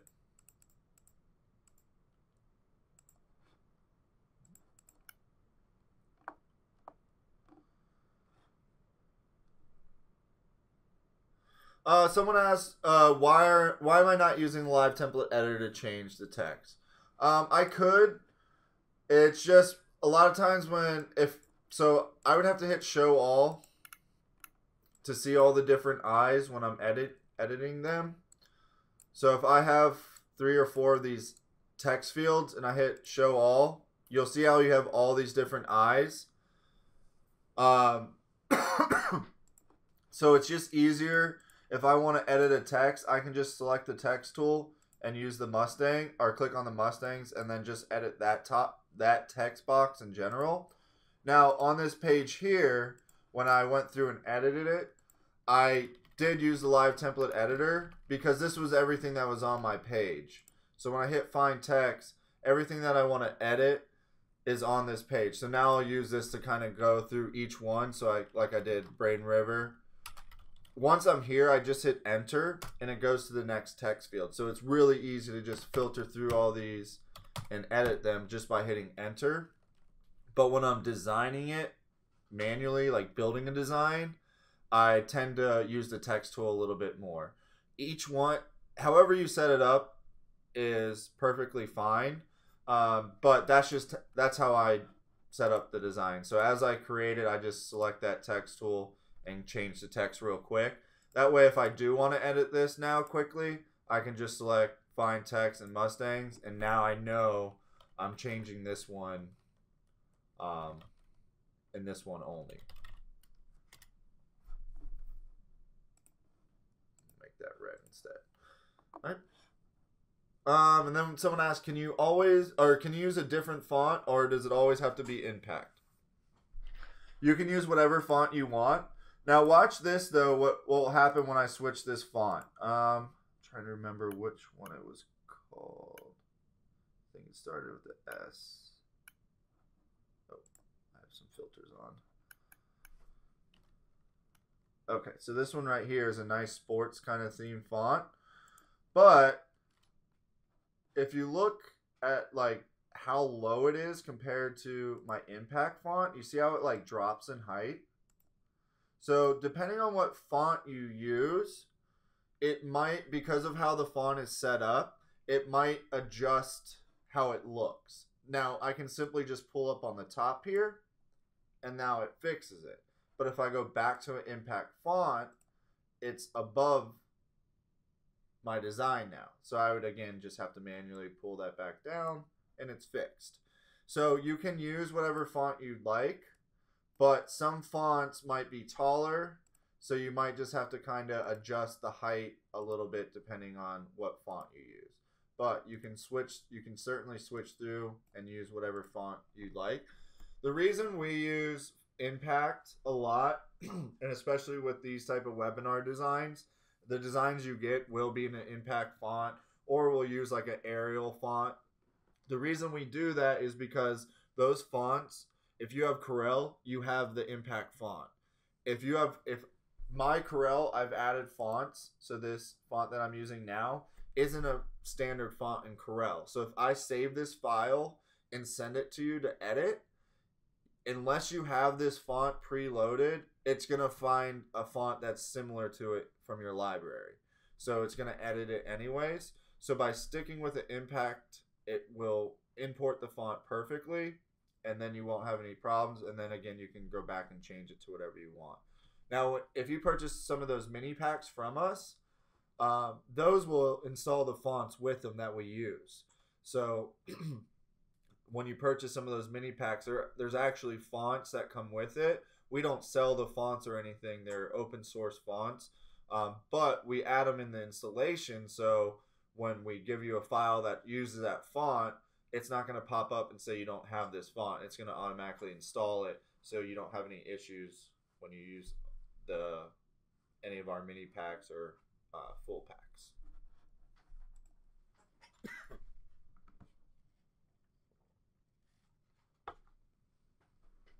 All right. So we can just kind of go through this design and add a little bit more text fields just to decorate it. We can add artwork. So I could just put maybe, let's go ahead, where's that our baseball at? Grab our baseball, And I can just throw this right in the middle of our design too.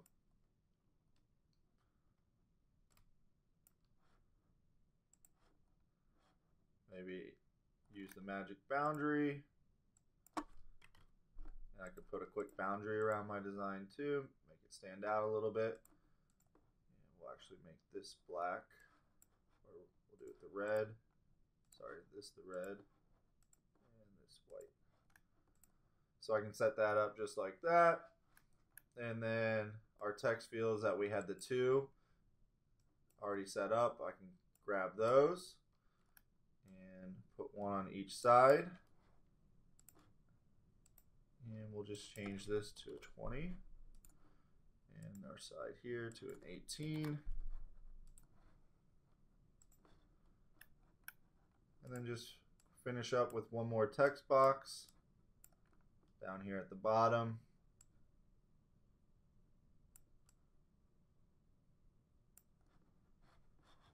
Go ahead and go our envelope tool, click add new, apply. And then again, I'll just write baseball down here. Hit OK.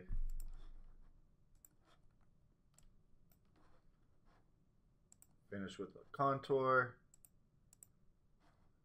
And now I have a new design created, a new live template based off the, the simple basic shape we started with.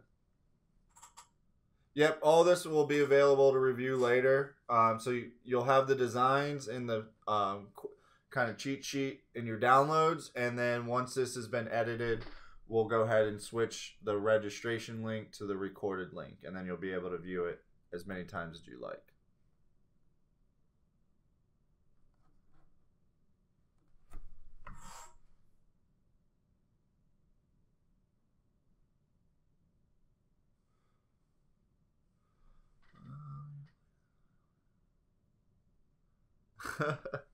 Thanks, Filler. Yeah, I mean, I'm doing a little quick for sure. But, these are a little bit more than basic designs, but with the simple tools in Corel and our software, this is all something, everyone can be creating these designs. So someone asked, could you add rhinestones? This particular design, unless I did it simply to like the outside of the shield, that's the only reason I'd want, or where I'd want to add it on this one. The next part 2 of this will be a little bit more with the rhinestone features and adding it to designs like that. So we'll kind of cover that a little bit more next in the next webinar. But it would be more to like the outside that we'd want to set the rhinestones up to this. We probably don't want to like cut out this middle area, because then it's just a lot of extra work, where we could just accent it with a rhinestone to the outside. Excuse me, and then it's going to look a lot nicer and be a lot easier on your end when you actually create the rhinestones. So if it's just like a one color outline, you can brush those in really quickly.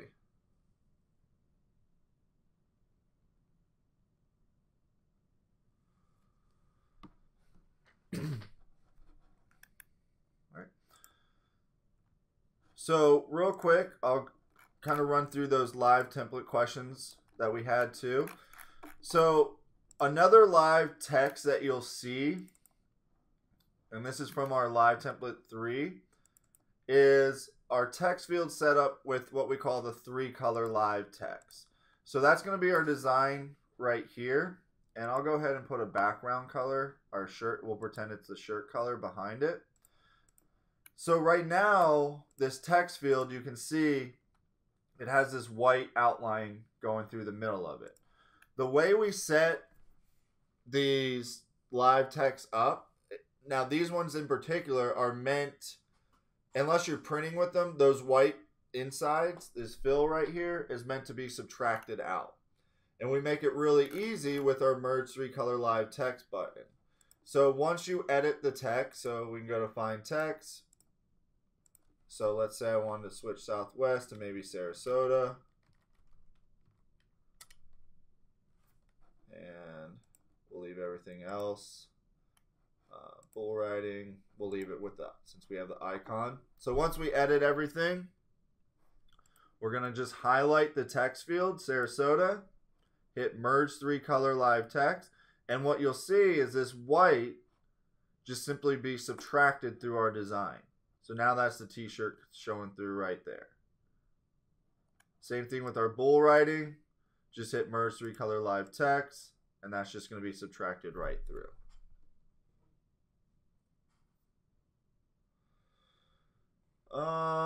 My Corel does not have the menu bar. Is that the bar over?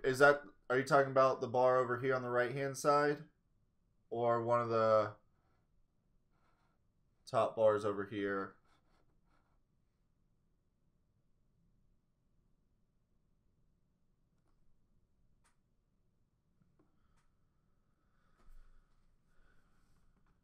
No. So great question. Do you have to click the remove shapes behind button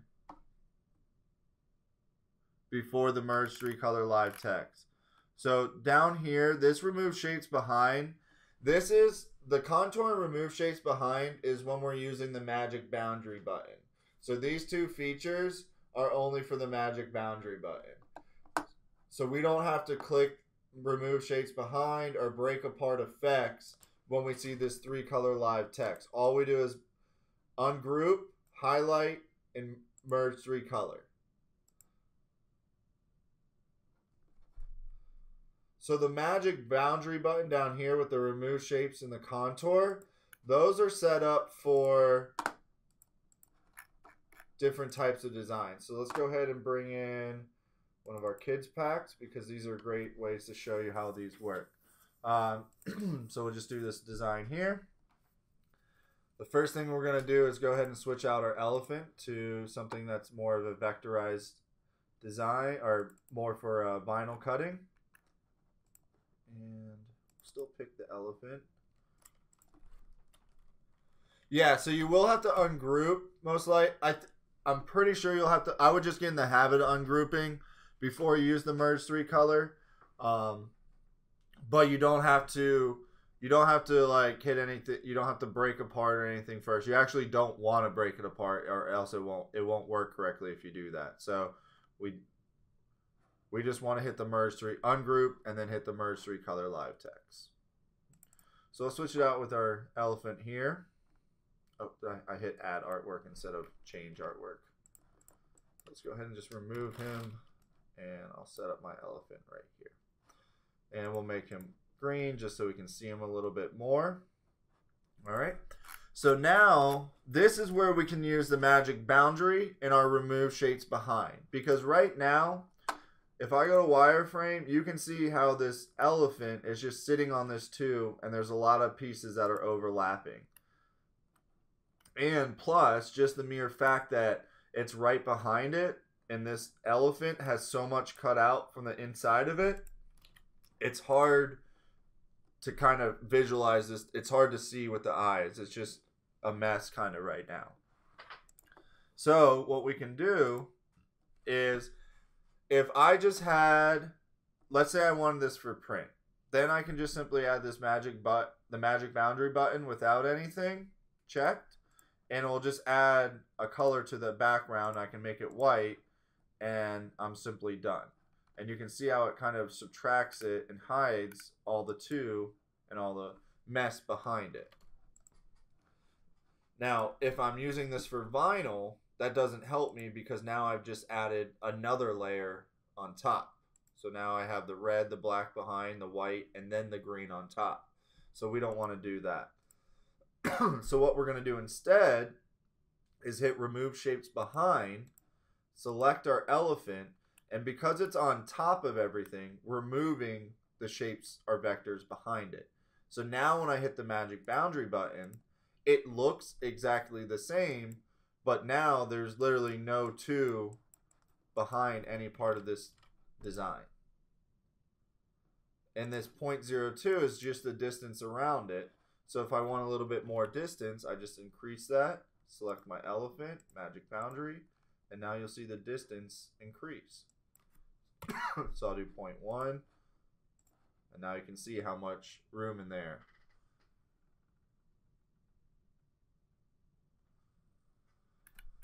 So Alan asks if there's been any series of webinars used or how to teach how to use the design wizard in depth from the start.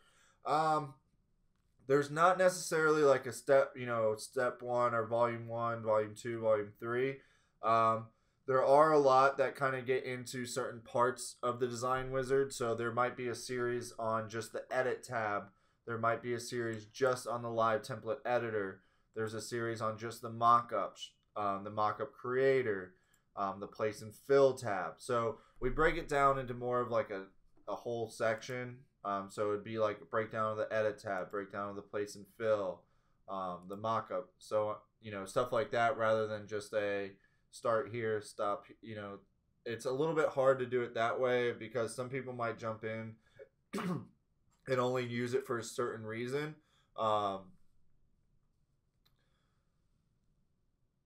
Yeah, so there are beginning webinars like this that will go through like basic introductions to the wizard, the most used tools and everything like that. But just if we start from scratch or start at one tool, it might be a tool that a screen printer might not ever use. Or if I just go over the power clipping, everyone that has vinyl might not really use that feature. But it is broken into different videos with different sections, but not simply just a fresh out the box, start here and go to here.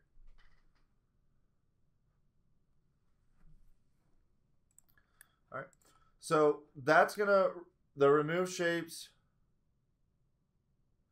So someone asked if I bought templates before you started doing live. Can I make those live? Definitely. I mean, if it's I don't know exactly the design, but a lot of the designs you can do that. You would just have to shape the text and recreate the text, and then from there, they would be live templates. Now, if it's already a vectorized image, it's not going to just, because you have the live template editor now, it won't simply take a design that had text already in it that might have been like converted to curves and work as a live template. So the minute, and what I mean by that is this birthday text right here. Let me go back. So if I hit find text, you'll see birthday is one of the texts I can change. If I was creating this design and I was selling, maybe we were selling it on the site, it's not birthday will come as you see it now. So I won't be able to change any of the text on this design. So this, let's just say this was an old template. It didn't have the name, but it had second birthday, and you could just type the name of whoever you wanted. Second and birthday we wouldn't be able to change, and because I have the live template editor, it wouldn't simply, I can't simply hit find text and it would change those to like a live template. I'd have to go through here, type out my 3 eyes, and then size them and retype, set that up as a live text first, then retype it into the birthday, or retype out birthday.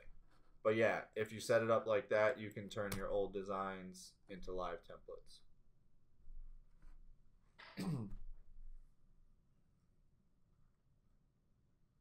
Right.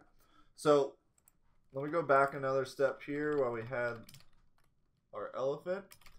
Now the contour, what that's going to do is simply knock out, if I have 0.05, it's going to subtract 0.05 on both ends of kind of these lines, the outside of my object, but it won't necessarily take away the entire object behind it.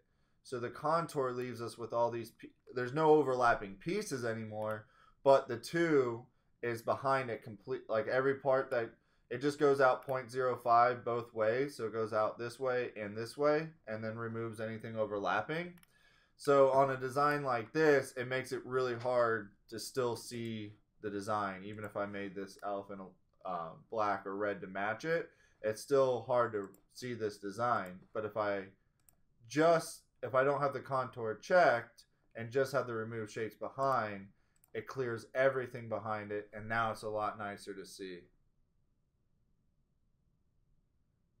No, you can do both the contour and remove shapes behind. Like if I have the contour checked and remove shapes behind, this is what it will leave me. So I can do both of them. There are instances where you'd want to do this. So if I have a text field, and I'll do TRW because the R will show me, or show what I'm trying to show you guys. So let's say I have a design like this, and way too big.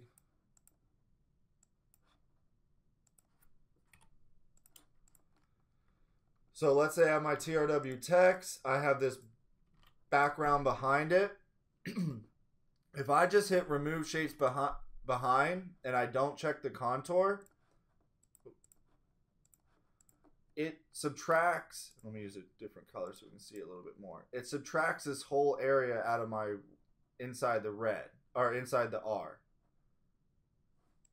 So when I have it set up,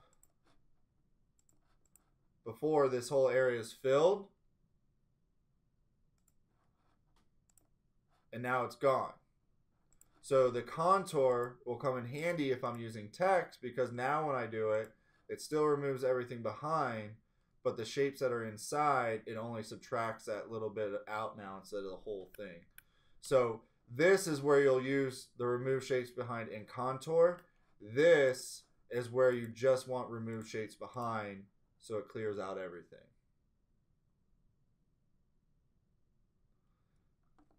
Yeah, so that basketball player we were kind of working on before, you could almost do that remove shapes behind to help with that for sure.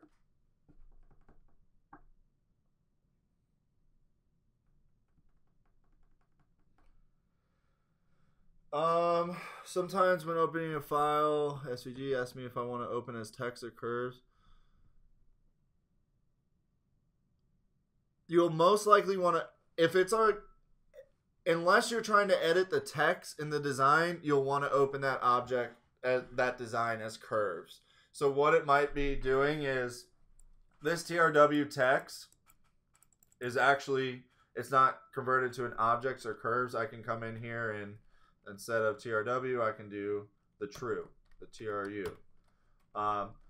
So if I sent this, if I went file saved and then sent this to you, it might ask you, do you want to open this as a text or a curve? And what it means by curve is that it would just turn this into more of like a vector file than a text. So if you convert it to curves, what it does is now I can't go back and edit any of this text. It's just an object. Well, even if you're adding text to the design, you can still open it as curves. So like this design here, if it came to me like this and it asked me if I wanted to open it as text or curves, I could say curves and still come back and add Madison to the design and shape it and everything like that. Most of the times you're going to want to open it as curves. But if you're editing the text in the design that's already there, then you can open it as a text, and it should be a little bit easier to edit the text in the design.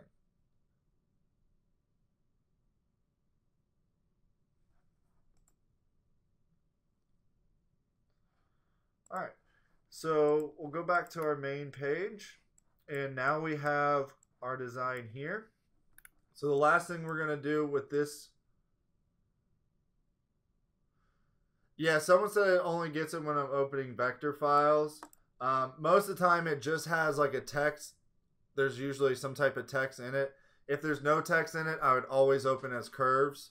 But if there's a text field in it, it just might be asking you for that reason. But most of the time, if it's like a live template file, it's going to come as a CDR anyway, so it should just open right into Corel. Usually if it's like an EPS or SVG, it's not necessarily a live template file, so it's not going to even work the same. So I'd probably just open it as curves, not text. All right. So our magic boundary tool, we're just going to add a nice boundary to this. So maybe 0.1 and then 0.1 again. I'll change this outside. And we're going to select that middle shape, hold shift, select the blue, and do a back minus front. And again, then it gives us that nice outline. Now, if I just wanted to use my magic boundary tool, I could do the same thing.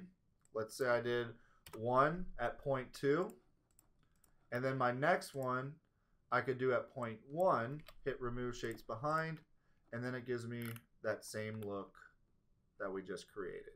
So same. No. So someone, good question. So someone asked, would a merge 3 color live text do the same thing? So if I had it set up like we did here, and had it 3 like this, because it's 3 layers, I can't just simply hit merge 3 color live text. This merge 3 color live text is only going to work with the text files that we've set up or that you've created especially for that 3 color live button. So most likely we haven't covered anything like that yet in this webinar. In previous ones we have. So if you've seen those other ones, how to create the 3 color live text, you could use this button. But otherwise, we're only going to use this if it comes from one of our art packs. It's, it's pre-set up like that. So just because there's 3 layers or something like that doesn't mean we can use the merge 3 color. So that's a good question. And a good example of like when you would almost think to use that. But for this, we would just want to use the magic boundary with the remove shapes behind, or add 3 layers, select the middle one, hold shift, select the one to the outside, and then a back minus front.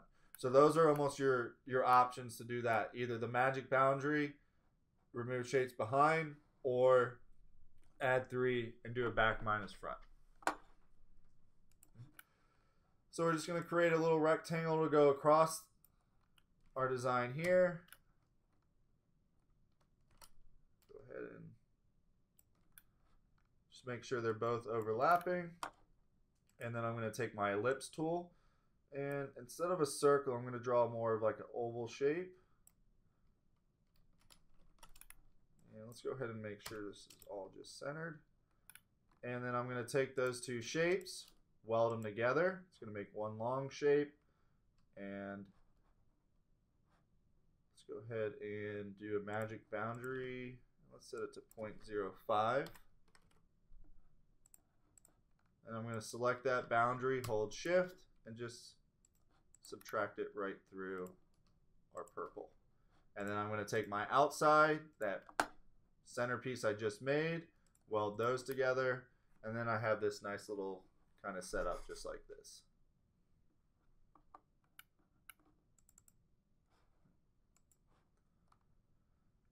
Right. So now we're going to use our magic patterns.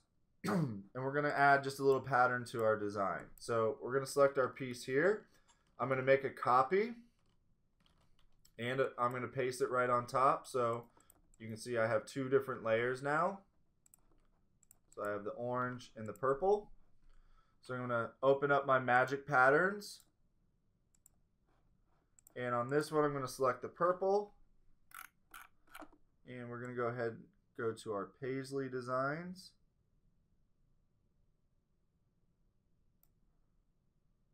And I'm just going to crop one of those out. So when we use magic patterns, I like to add a background first. So that's where you see the copy and paste. Now, when we apply the pattern, depending on the overall size of our design, it will give you different looking results. So same design. This one's just a lot bigger on the left. So we're going to apply the same pattern. And you can see how I get 2 completely different designs. So when I'm done, I just shrink this one back down. And now I have the same design again, but just different looking patterns through each one. And I can go through and change the colors to whatever I'd like. So those aren't stuck or anything like that. I just go through it and change it.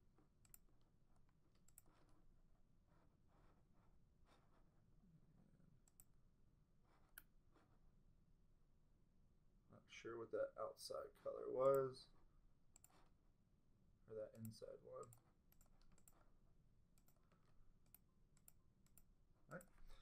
So, what side do you guys like more, the left or the right, or do you want to see? We can even switch up the design if we want to use a different paisley. Let's see, maybe something like that.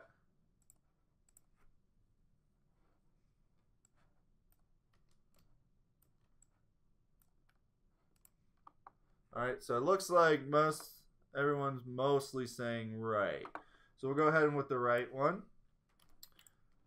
Go ahead and switch up the color scheme. So this is great.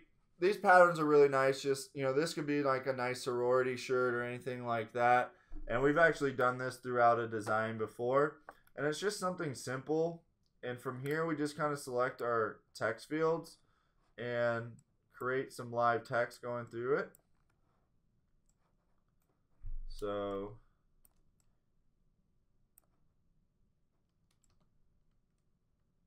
maybe right in the middle, we could have the sorority letters. So let's go ahead and do envelope, add new, apply. And does anyone have a sorority maybe that they work with a lot? It won't actually be the actual alphabet letters, but we can use it a little bit. Okay, so AKA, that one's pretty popular with us too. Now, since we're talking about the sororities and the fraternities, be careful if you're ever doing anything without their permission, or I probably wouldn't do anything without their permission. The sororities and fraternities are very strict on their copyrights and everything like that. They are, every fraternity and sorority is a trademarked or copyrighted logo or saying. So, like with our fonts and stuff like that, we would never sell an AKA design unless somehow we got the rights to. But we can sell the alphabet, so if someone does have permission to, they can rearrange the letters and write out whatever they like. But just be careful with sororities and stuff like that. You just don't want to do anything without their permission.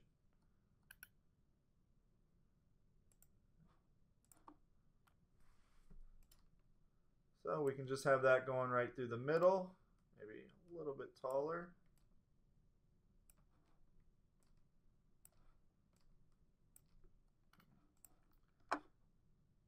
And then we'll take another text field, make this one pretty small.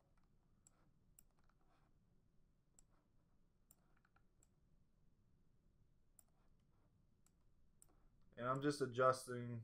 I kind of like to set it up like this first. Someone asked if I knew where to get permission from them. Most of it, if you're working with like the sorority or if someone contacts you, usually that chapter can kind of reach out to the person that they need to get the permission from. Usually in our cases, when we've worked with a sorority, we've just asked them to send us permission, allowing us to, and it usually comes back on a nice letterhead from the sorority saying their position and that they give us the rights to use the design. It's usually in a certain way, like to put it on this t-shirt for this event. But that's usually how we'll go around getting the permission for them. I don't necessarily know if they will just like give out like a permission for you to create the designs and like sell them out of your shop. Usually I've seen with more of the sororities is they come to you for the order and then they'll resell it themselves. But if they contact you, just ask that person to have their chapter head or whoever's in charge of their copyrights or their releasing of their images or name, just to send you an email, and that's how I would proceed with that. All right, so this one here, we're going to click Add New. We're going to do the single arc, and I'm just going to pull this top up here just to kind of shape with our design. And do the same thing on the bottom.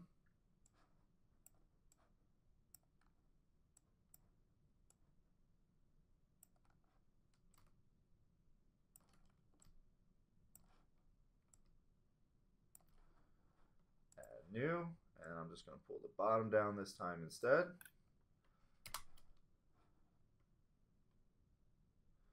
No, someone asked if you can copy and paste or copy and mirror this top to the bottom. No, we don't want to do that, because what it would actually do is like it wouldn't turn the right way. So if I type this now, type in TRW, it's going to be upside down. So this way, when I type it here, you'll see that it works fine. So what you could do to save a little bit of time in this situation is, when I originally made that first one, once I had it sized to fit here, I could make a copy and bring it down, so I know that it's already like the same size and setup as the one I had up top. But that's the only way you'll kind of get around something like that. You don't want to flip and mirror. So go ahead and add new, pull that up, add new, pull this side down, and then this top one, maybe we did bid day.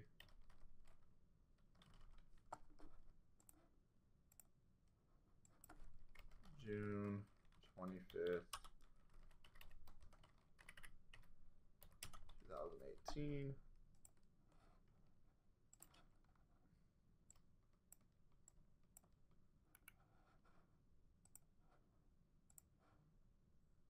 And then I could just set that up just like that. And then on the outside, I could add, you know, maybe if they had any logos, like some might be like a crescent moon or any type of their designs, I could hit add artwork, and we're not going to have anything that probably relates too much to them, but I'm trying to think, maybe the kids pack. There might be, actually, let's see if I have any of those summer. Thought I just added one this summer here. Might be the clip art templates.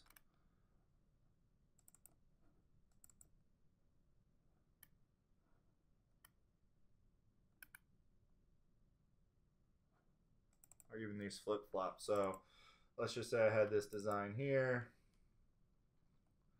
And this is how we can steal using the Smart Fill tool, is if I have this vector artwork right here, I just fill them all in.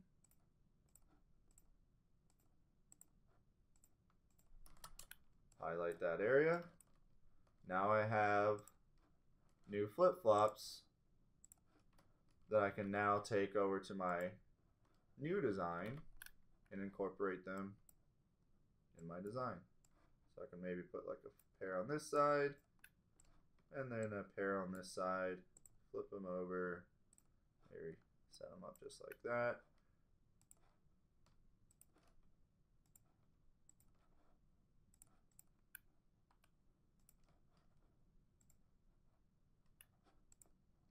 And now I have my new design.